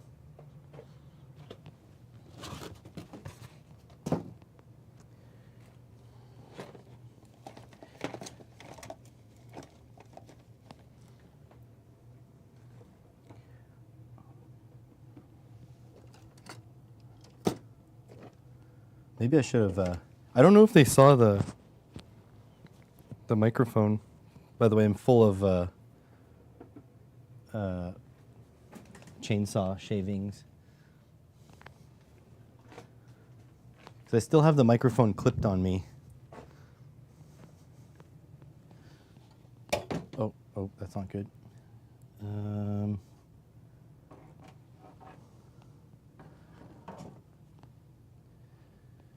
Oh my God. Why is my life like this? Let's see what chat is saying. Chat, people are painful. Yeah, they are. The thing I never understood is when people, men, moan about their wives. Oh, my wife this, my wife that. Oh, get away from the old ball and chain for a while. Blah, blah, blah, blah, blah, blah, blah. It's like, dude, I feel like if you feel like that about your wife, you've got the wrong wife. I don't know if it's just me, but I actually like spending time with my wife. And I feel like when and she's working, by the way, she's not going to hear this, so this is not for her benefit. I feel like when I'm away from her, I feel, or like when I'm going to be away from her, when I plan stuff away from her, I just feel like I'm missing out on something. Maybe this is still in the wire box. Oh. It is. Okay, it's this. I didn't try to unwind this one. So yeah, when I plan time away from my wife, I'm like, ugh, then I have to leave though.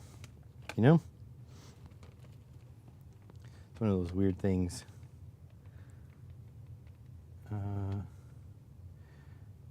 Supermarket in the 80s, public. Yeah, I worked in a supermarket as well when I was 16 up until, I think I worked there 3 years, till I was 19. No, wait, it was before that. Because when I graduated high school, that same year I started working as a mechanic at the dealership.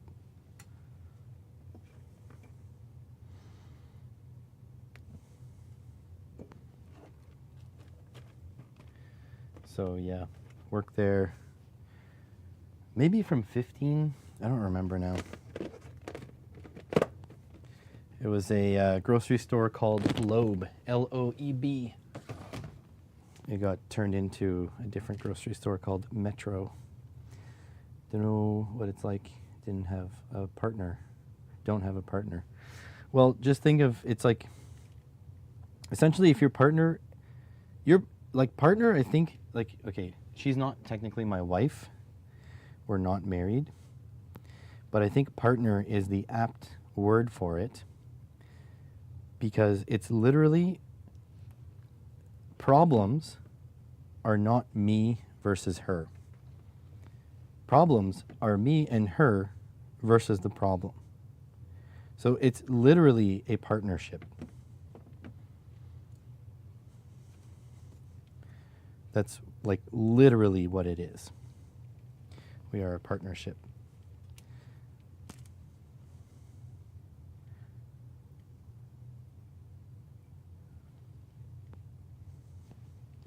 Let me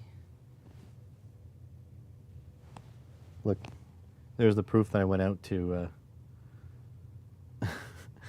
I went out to see them because this is all sawdust. This is just picked off my shirt. I'm like full of it. There's some more sawdust. I smell good. I smell like sawdust. Do I crimp or solder? I'll just solder. Okay. So, typically I would crimp, but I don't feel like making crimp connections.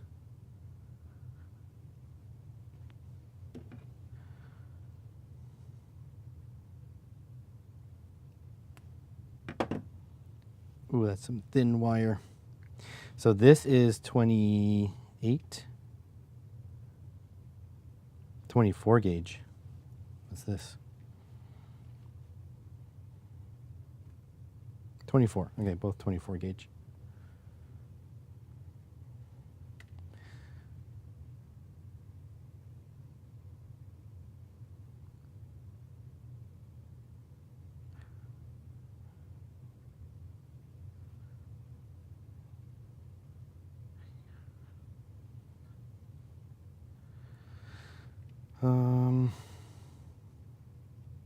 Didn't really leave myself a lot of wire.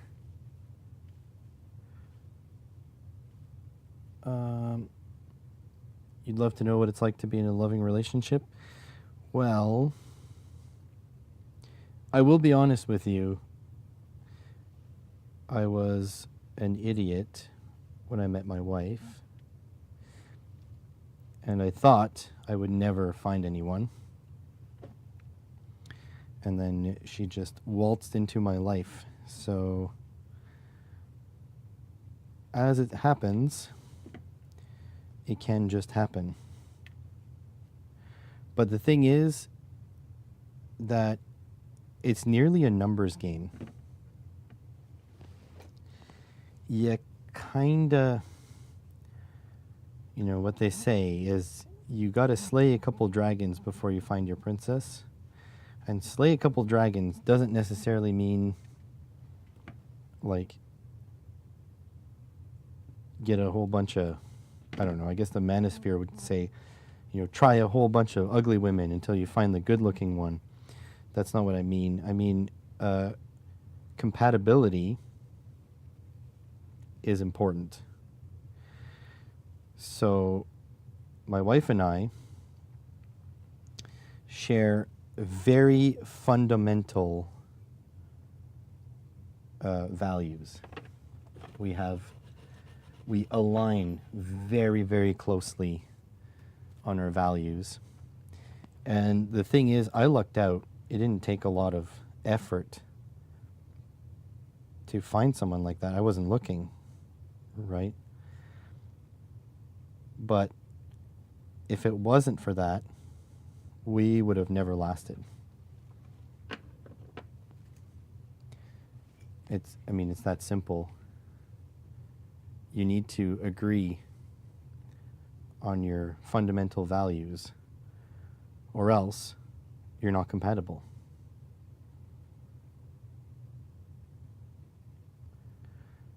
Okay, so I'm going to do this and this. Like, for example, neither of us are religious. If we were religious, one of us was and the other one wasn't, then it wouldn't work. So I think as I'm older and more mature, if I had to start all over, first of all, I don't think I would start all over. I think I would just be like, screw it, solo life. Because I think, like, if something happened to my wife, or if she left me for whatever reason, I don't want to get on Mr. Bones' wild ride, so to speak. I would just say, screw it, I'm going to solo. But if I were to try again, I would put everything out on the table at the first meeting. Be like, this is who I am.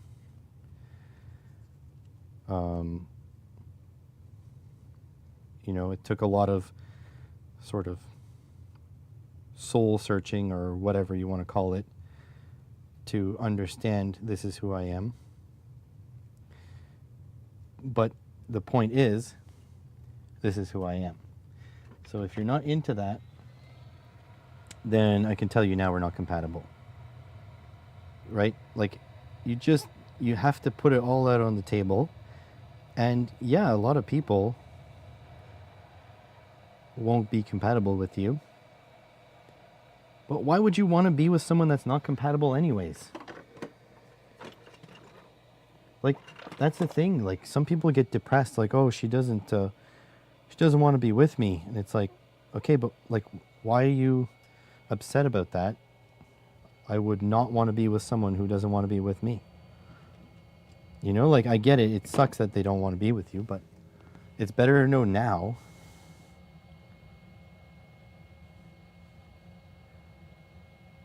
I think people get all sort of messed up in things that don't matter. You got to be compatible with the things that do matter.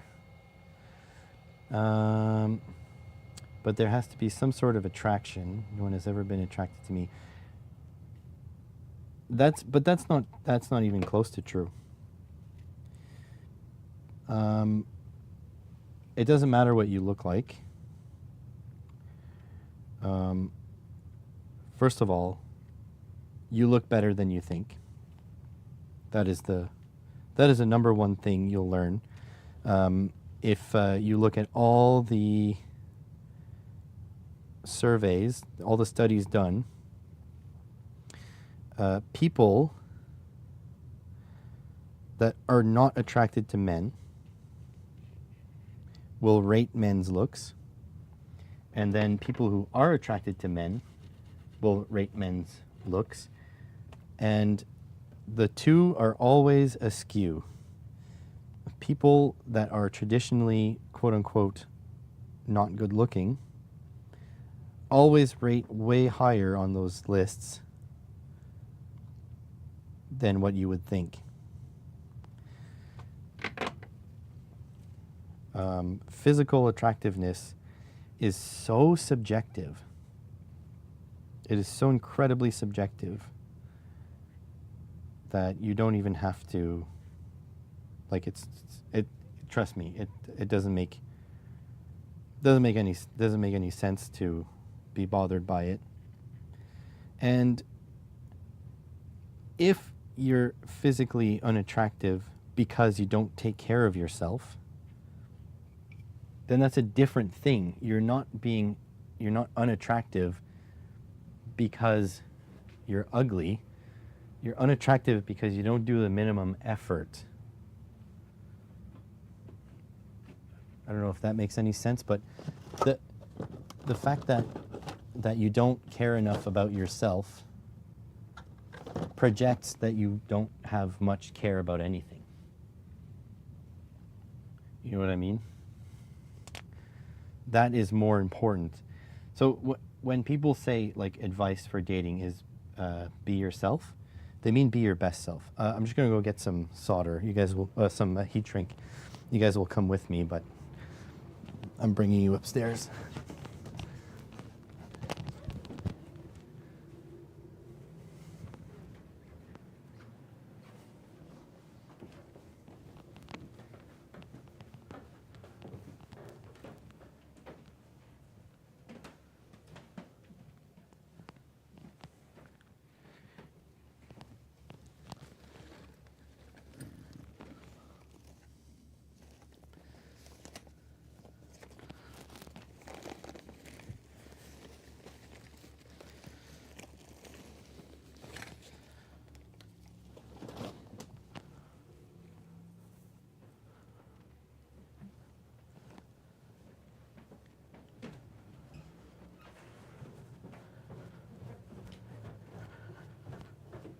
Okay, I had to be quiet because my wife is recording. Seems like it's the wrong size.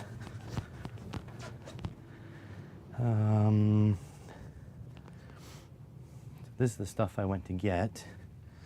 It's too small. Women cross the road, birth defects. Again, look, I don't know your situation, but I don't know if you've ever heard about the peacock theory, where any kind of sticking out you do is positive, because like a peacock has like all this plumage or whatever. There are literally people into people who look unique. I guarantee you, no matter what you look like, there's a subset of people that are into it. And there are people who actually don't care about what anybody looks like. Literally couldn't care less.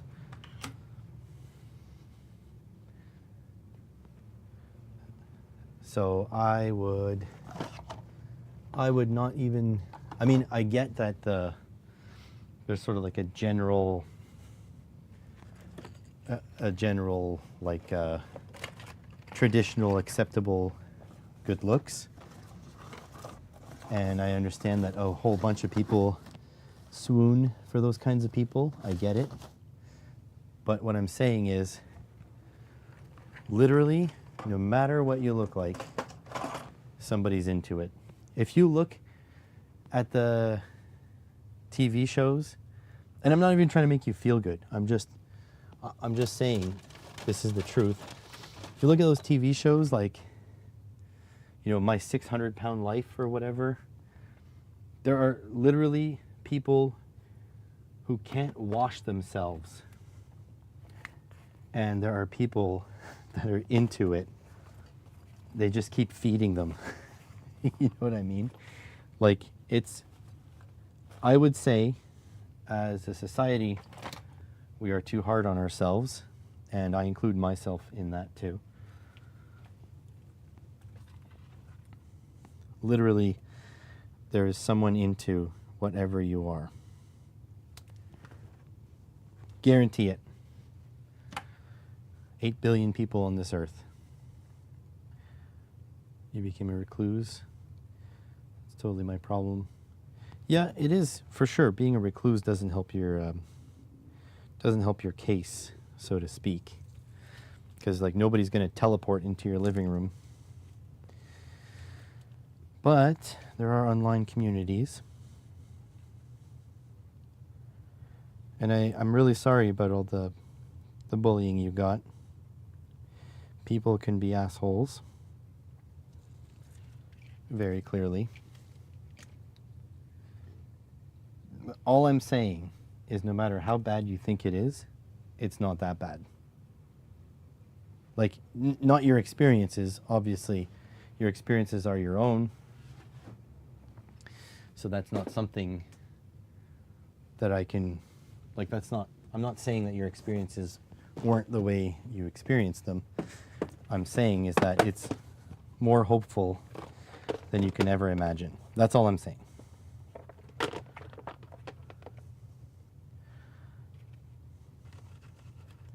Here, let's get one of these.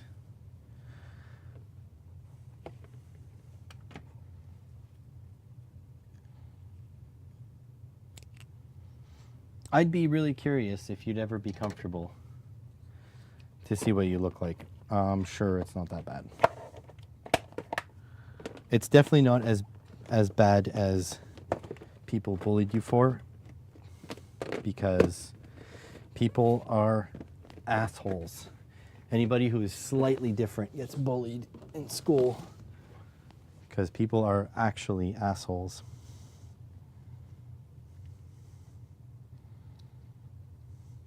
Like, actually.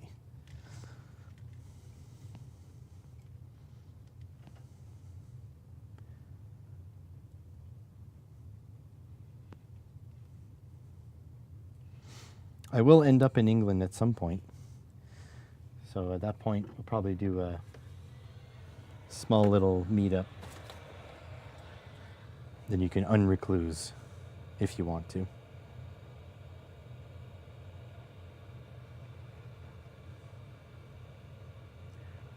One woman did sort of teleport in your living room. She fell through your door drunk. Interesting.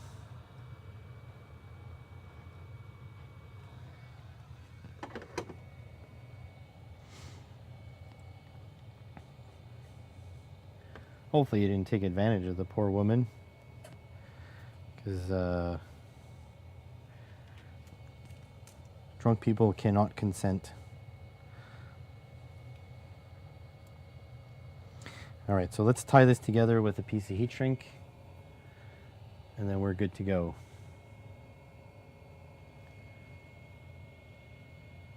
Let me check on the intruder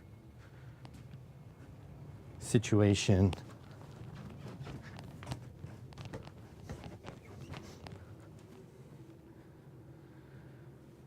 Still just a pile of leaves or branches back there. I don't know if they're going to take them away. At this point, I don't care.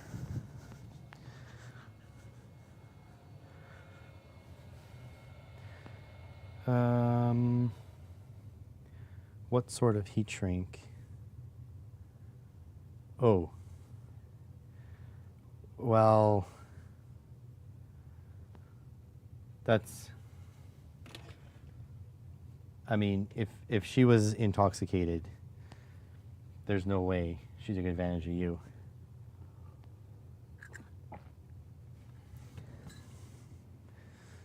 That's not a good thing.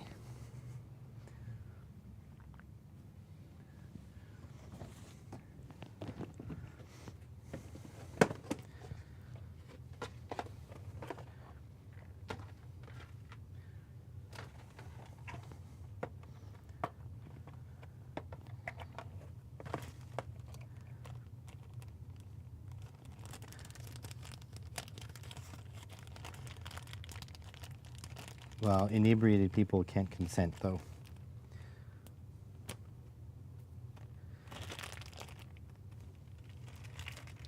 So, I mean, you can look at it however you want. But the right thing to do would be to either kick her out or let her sober up first.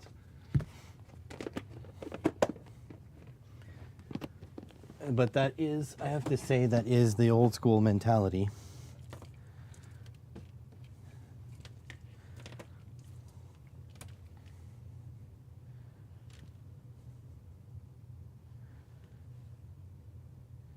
All right, let's put this in. So just essentially want a piece of heat shrink to hold this all together.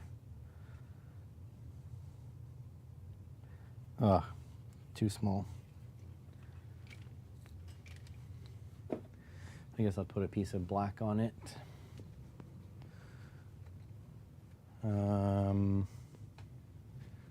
This guy.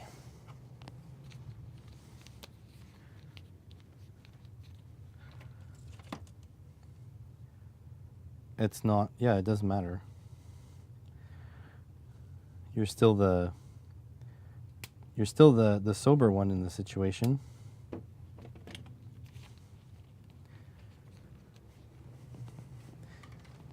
I mean, you could just, you know, not trying to get into it here, but you can justify it however you want. But it's not something I would ever do. Like, unless you have a prior relationship and there is implied consent. Consent is not something we take lightly.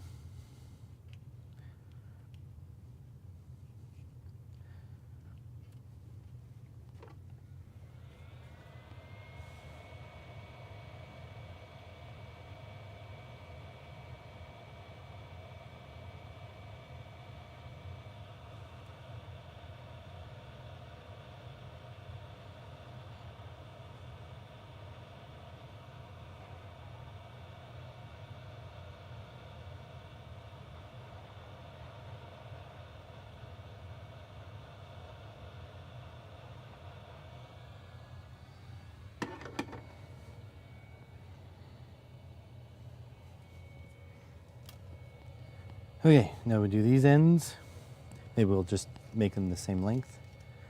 Hey, Peter. Changing the subject right along. You missed the intruder saga.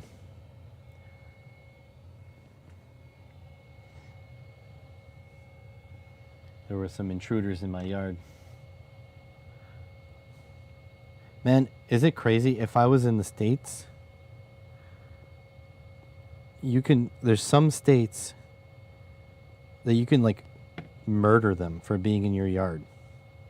Isn't that screwed up?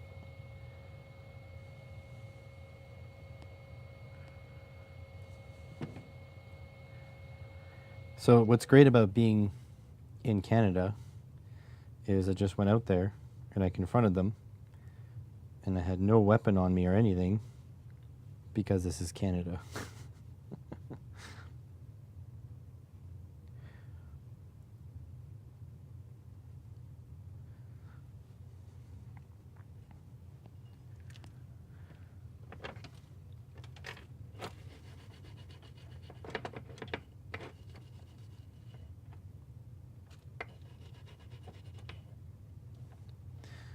All right. So here we go.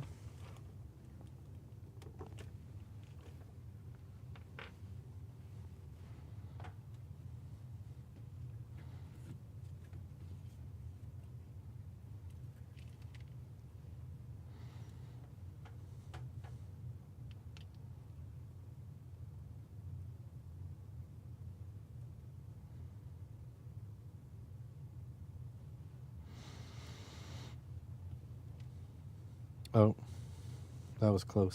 I do need to thread on this guy.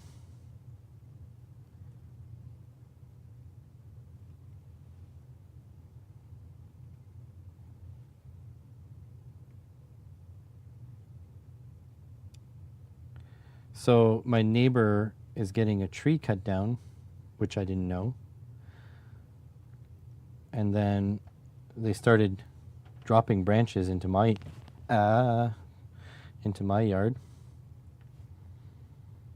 And then instead of asking, they just jumped my fence and they were standing in my yard. And then they purposely started dropping, like, chunks of the tree into my yard.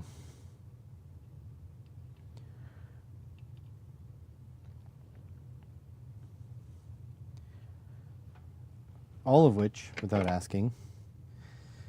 So my argument when I went out there, I was like, what if my dog was sleeping, you know, you guys just like, or curious and, you know, run underneath the tree, and then you guys dropped a branch on his head. Like, what the hell? And then I also said, if you damage my fence, the city will get me to replace the entire friggin' fence because of my pool. We're grandfathered in at the moment, but if there's any work on the fence, we won't be grandfathered in anymore. So, like, I would have much rather been warned.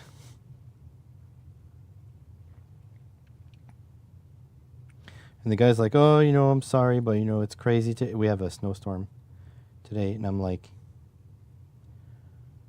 I guess. And he's like, well, it's because we need to go over for safety reasons and blah, blah. I was like, look, your reasoning is not a question. You just should have asked. I don't need to know your reasoning.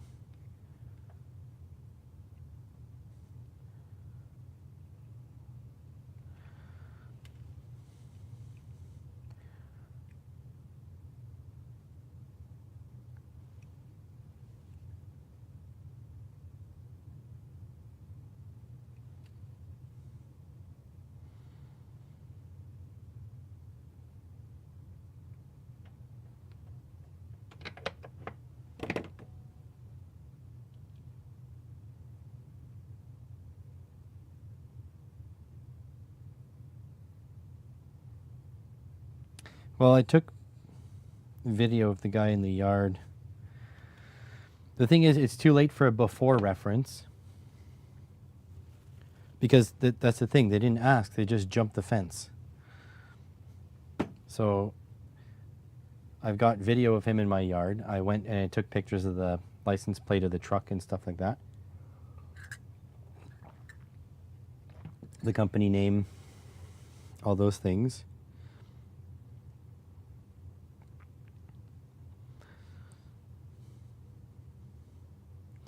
No. Stop asking me for backup. Company name, yeah. I'm not going to say it on stream. Took video of the guy in the yard, pictures of the guy in the yard. But yeah, it's too late for before. Like, I don't know if he bent the shit out of the pipe, like the crossbar of the It's not very responsive, huh? Click, I said. There we go. I got a new webcam too, so like I can do this. You can read this text, but look how fast the focus is. So yeah, I have no before pictures because they just did it without asking. But I will go check out what they did.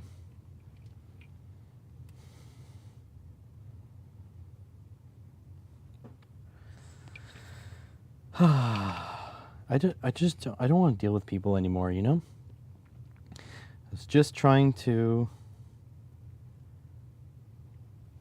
make a project here. Like, now it is almost 11 and we haven't filmed anything. And probably won't be filming today. So I might have to go live tomorrow morning again and film, which is okay because I've got some videos to edit. All right, so is this still working? Oh.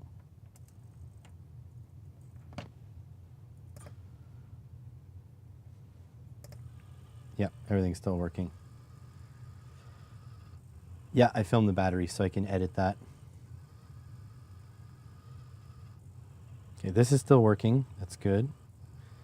So now we're going to grab another servo. So here's why I wanted this little lead. So you grab this, like so, and then you plug the servo in. like so. And then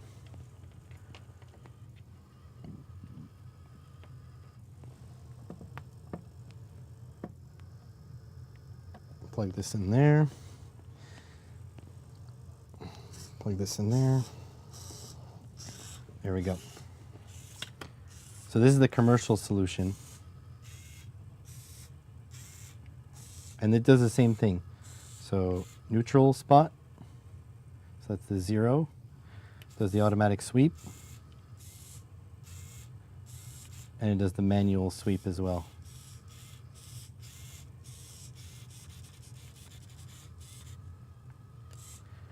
So that does all that. Mine does the same features, except that for this, you can't plug a high voltage servo. You have to depin the connector. Mine does high voltage servos. So here's a 12 volt servo, which I cannot stop. Oh my God.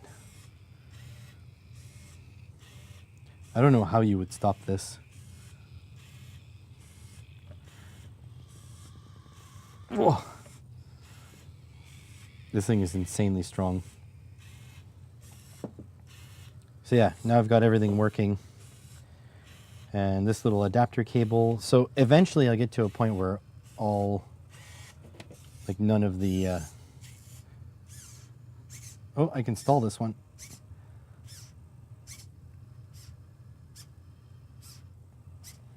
This one is a MG 996R. Don't know what the torque is, but it's not a super high torque servo. This guy though.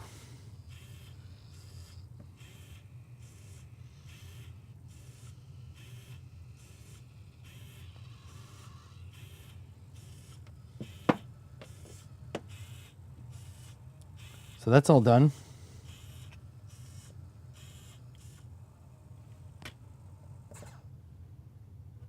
That's all in one spot. This is the control.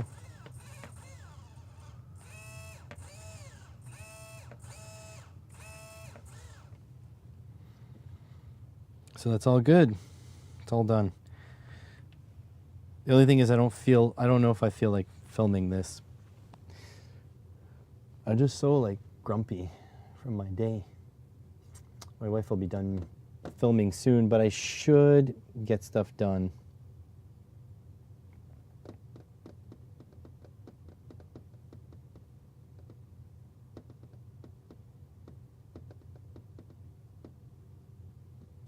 What do I do, folks? So I've got a list of stuff I can do here.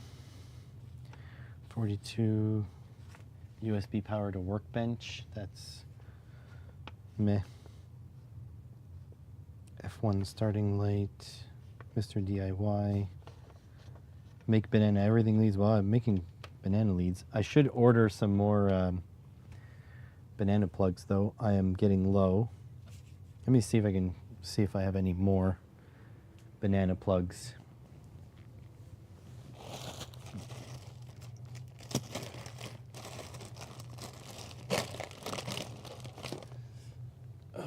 In my massive connector supply. I order them from time to time on AliExpress, so I have a good mix of them.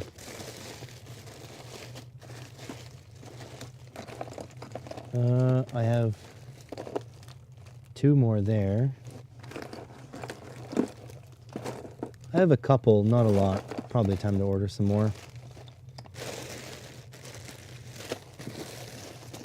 Because essentially, I'm going to keep building adapters until I don't need adapters anymore.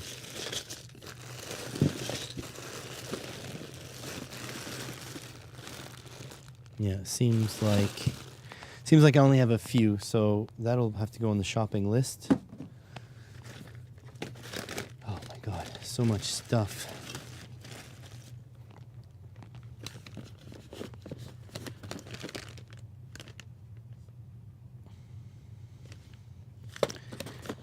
mil LEDs, bag sealer, DC-DC power supply. God, I have lots of stuff.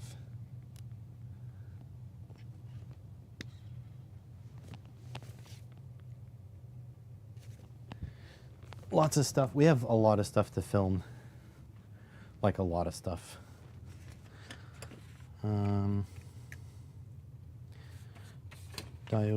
Diode drop.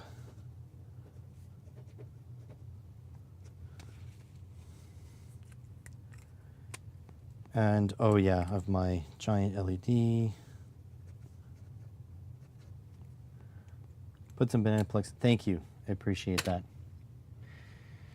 Oh, op amp.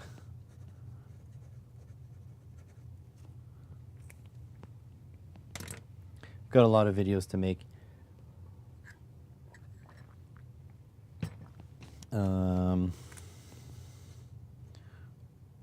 Load cell. As soon as I think of them, I put them on the list.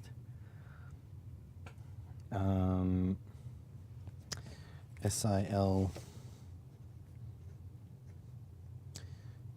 LED slash button for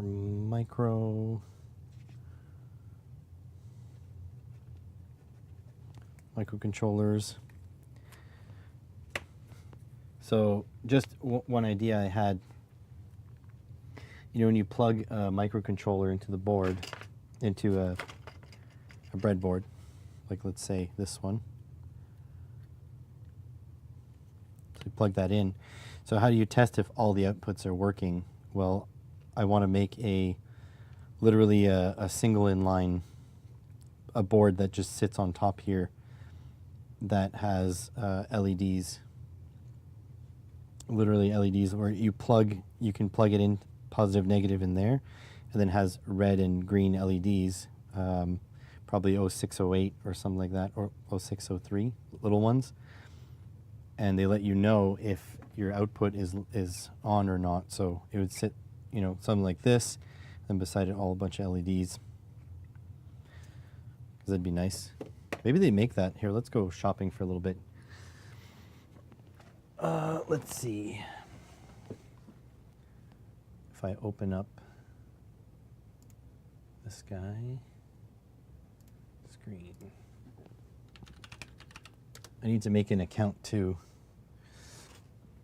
to use on here. Let's see, breadboard, LED. Oh, excuse me. Yeah, like this. This is what I want to do. But is that dual color?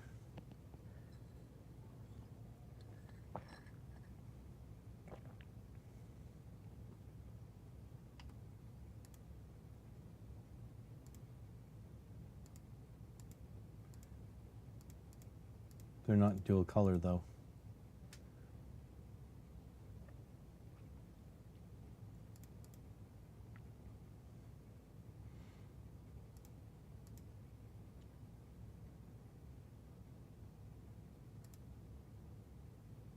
So this is what I want to make, but I don't know if I'll use SIL resistors.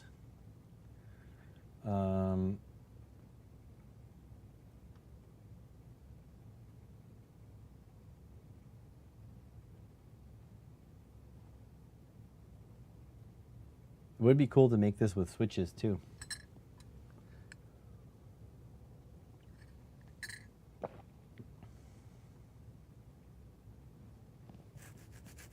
You know what? Maybe it would be like a massive matrix of switches and LEDs.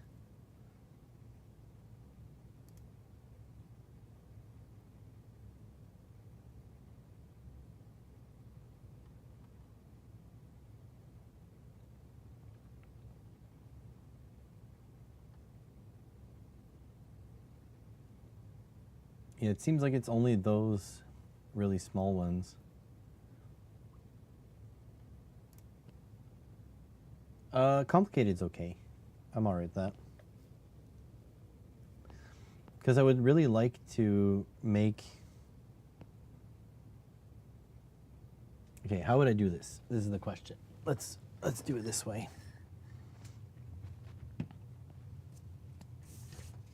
This is my idea paper. Where's my intruder paper?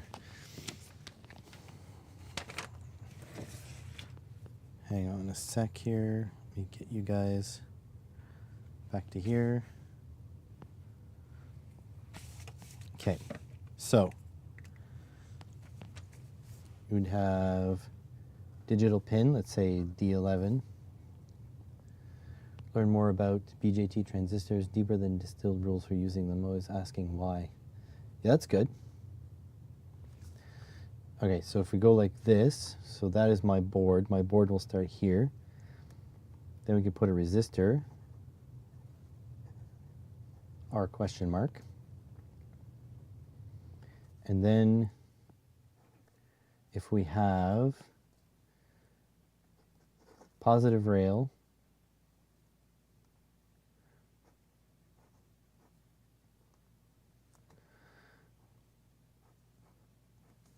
negative rail. So the problem is this will light, won't it? Two LEDs in series will light.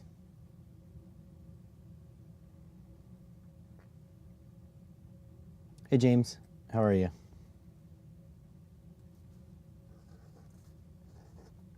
So that won't work.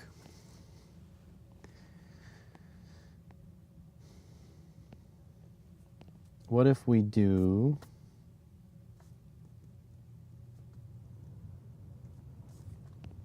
What if we do this? So here's the digital pin. Okay, here's my board. And we go directly to an LED and then a resistor, and that would be positive. And we go LED.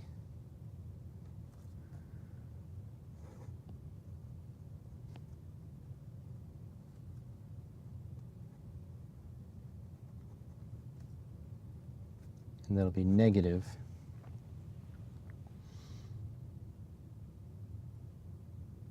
So if this LED, if this resistor is high enough, like let's say 1K, and this will be 1K, and let's say that's 5 volts, and that's ground. So there's 2K of resistance plus like a blue LED would have a voltage drop of like 2.5. So that might actually work, but the LED is going to be dim because let's say this is 5 volts here. So if you put this output on, let's say high, then it'll go through here. Oh wait, no, I'm an idiot. No.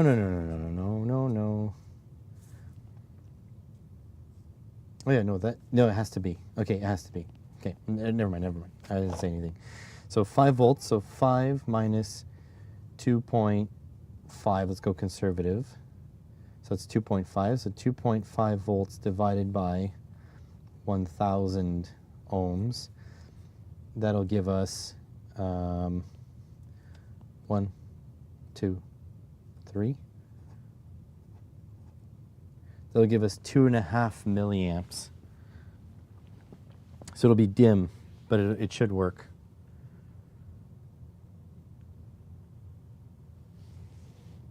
That should work. But if that's 3.3 volts, that's not going to be a lot. 5 minus 3.3 volts. That would be what? 1.7 volts? Not enough. Wait, no. 3.3 minus, what am I doing? 3.3 volts minus 2.5. So that is like 0.5, 0.8 volts. That may not work. Late to the party. What is that? The what? Oh, a D11. That's just a digital pin. I'm trying to figure out how I can make like a dual color LED light up from a output pin on a micro. Either go green or red depending if it's positive or negative.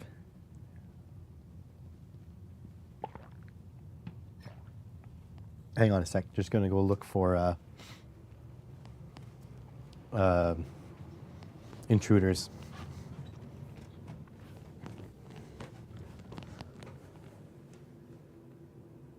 No intruders spotted at this moment.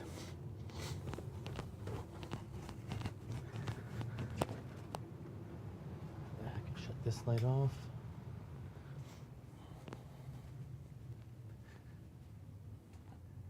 Bit lit. Oh, still same. Yeah. Okay. Yeah. No intruders spotted. That's good. But if anyone on this live stream, maybe I should have said this towards the beginning. Also, look at how awesome this new camera is. It focuses very close, very quickly, and look at this. Pew! Laser focus.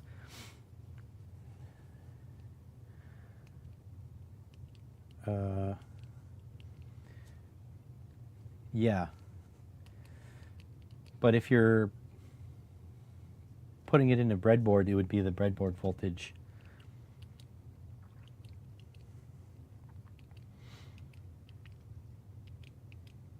But you're right. Some digital inputs are not tolerant to 5 volts. They need to be 3.3. So that's a good point. However, with the diode drop, I wouldn't worry about it. Output type of the digital line. No, it'll depend on the micro. I just want to make like a PCB. Here. This is my idea. So I've got this device, right, that plugs in. You know what? I'm not going to put this all the way in because they're very hard to remove after. Okay, so I've got this device that breaks out all of my pins on my RP2040-0. And then I want to plug a device on here that has all LEDs. So I can write a sketch to turn everything high and everything low, one at a time, let's just say. And it would turn them on in sequence just to make sure all the digital pins are active. You know, so that's my thought of a PCB project. Because if you do it on breadboard with 5mm LEDs, which I've done before, it's a friggin' mess. Like this. It's an absolute mess getting the LEDs all lined up and everything. But with really small LEDs on a PCB and 0.1 inch headers, you can make it. A little bit like this. Like this is my... I was supposed to film this today, but I got caught up with this and intruders and everything. But see, I've got this, which will adapt this new RP2350, because you can't breadboard with this. So that'll fit into here. And then we put male headers into there, and then this will fit in a breadboard. So I want that, but all the way down, just be LEDs. Like it's something that might still work. I just need to plan it. Yeah, this will be an awesome friggin' toy though. I don't know if you're late, so you didn't see this. This is a RP2350B, the big one. Fine, but the one at the bottom will be very dependent on how the line. Yeah. Yeah, I mean, this is all... I'm going to put some thought into it at some point.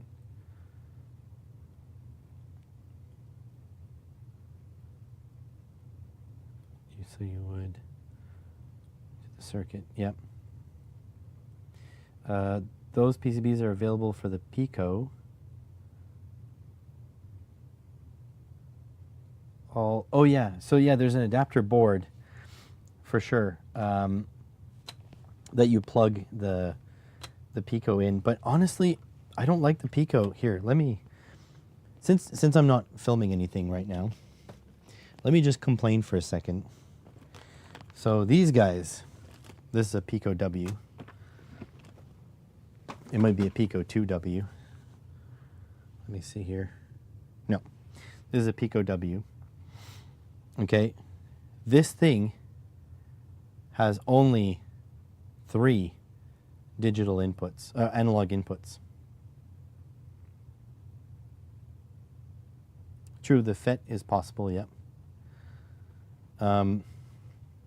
So yeah, this guy only has 3 analog inputs. The chip itself has 4, but there's only 3 broken out into this guy. In fact, the W might have even fewer. So I forget which GPIO does it, but regardless, there's only 3. The RP2350 small chip, actually, so this one has 4, so that means my this guy has 4. But the 2350B has 8 digital inputs. Focus. Seems to have trouble with the darkness there. So this guy has 8 analog inputs. So this one is nuts. So this board is there's only 2 boards with the 2350B right now. And it's this board and the Solder Party RP2350 Stamp XL. Problem with the Stamp XL, which I would have bought it because I do like supporting makers. The Stamp XL uses 2mm headers, so I didn't want to go and buy headers just for this one board, because this is going to be part of an embedded project. Essentially, this guy is going to go into, so if you guys saw the stream, I made this guy on stream and I love it. It's great, but it doesn't have the stuff I want. Like, I want to be able to have full custom control over everything. So I'm going to be building my own one of these, and it'll be based on this guy. So this will be somewhere in the back here, sort of like under like that. And I need 8 analog inputs, or I don't need 8, but I want at least, so you need 1, 2, 3, 4. So that's all your 4 already taken. And then see, this one has 2 more, 5 and 6, but I think I want to use all 8.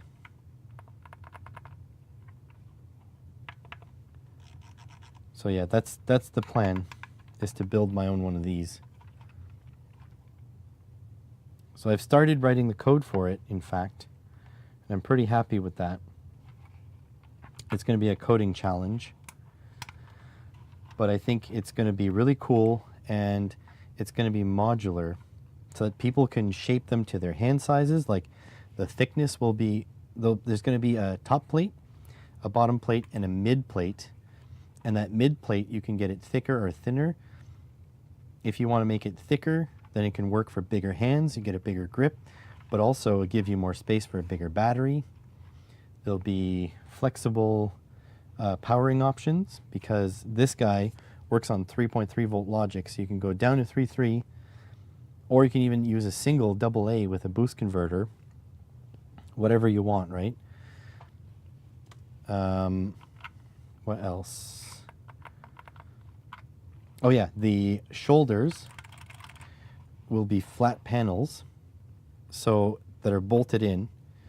All the switches will be connected to the board by either a plug or by by solder pads. So you'll be able to customize, like, let's say you want 4 switches up here, and let's say you got 4 here and 4 here, but let's say you're more comfortable using your switches over here. So 1, 2, 3, 4, 5, 6, 7, 8. Then these guys can go up here on this corner panel, and then you just plug them into the board. Like, that's the thing. These are soldered onto the board, so they're not adjustable. Mine will be totally adjustable. So that's the goal, is that everything will be customizable. Your grips will be separate. So if you want some with better hand shapes, you can go up over the edge if you want. Your front panel, back panel, mid panel. All right, Johnny, thanks for being here. Probably tomorrow morning, the next stream, since I didn't get any filming done, except for the battery video. So yeah, the most important thing, oh yeah, you'll be able to use NRF24L01, or you'll be able to use ELRS, that's the goal, with a module bay on the back. So the goal is this will be a coding challenge for me. Oh yeah, and the other thing is, if you have one of these, you'll be able to build it. If you have one of these, you'll be able to build it. If you have one of these, you'll be able to build it. If you want to only use a couple switches, you can make a tiny, tiny little guy, right? The sky is going to be the limit, essentially. So that's the goal. So it'll be a coding challenge for me, which is good. But at the same time, I think I'll be able to finally make the controller that I want to make, which will be awesome. It'll be like unified software for like all sorts of form factors. So yeah, I guess this is where I'm going to end it. Very likely going to stream again tomorrow. Sort of shit's hitting the fan. Oh, looks like my wife has messaged me.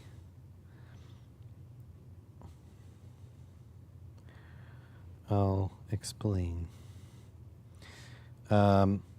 Yeah, so tomorrow morning, very likely, stream, same bad time, same bad channel. So yeah, I'm going to go eat something now. Tomorrow, the goal is to get 2 PCBWay videos filmed. We'll see if we'll make that happen. All right, thanks everyone for being here. Catch you in the next one. Bye.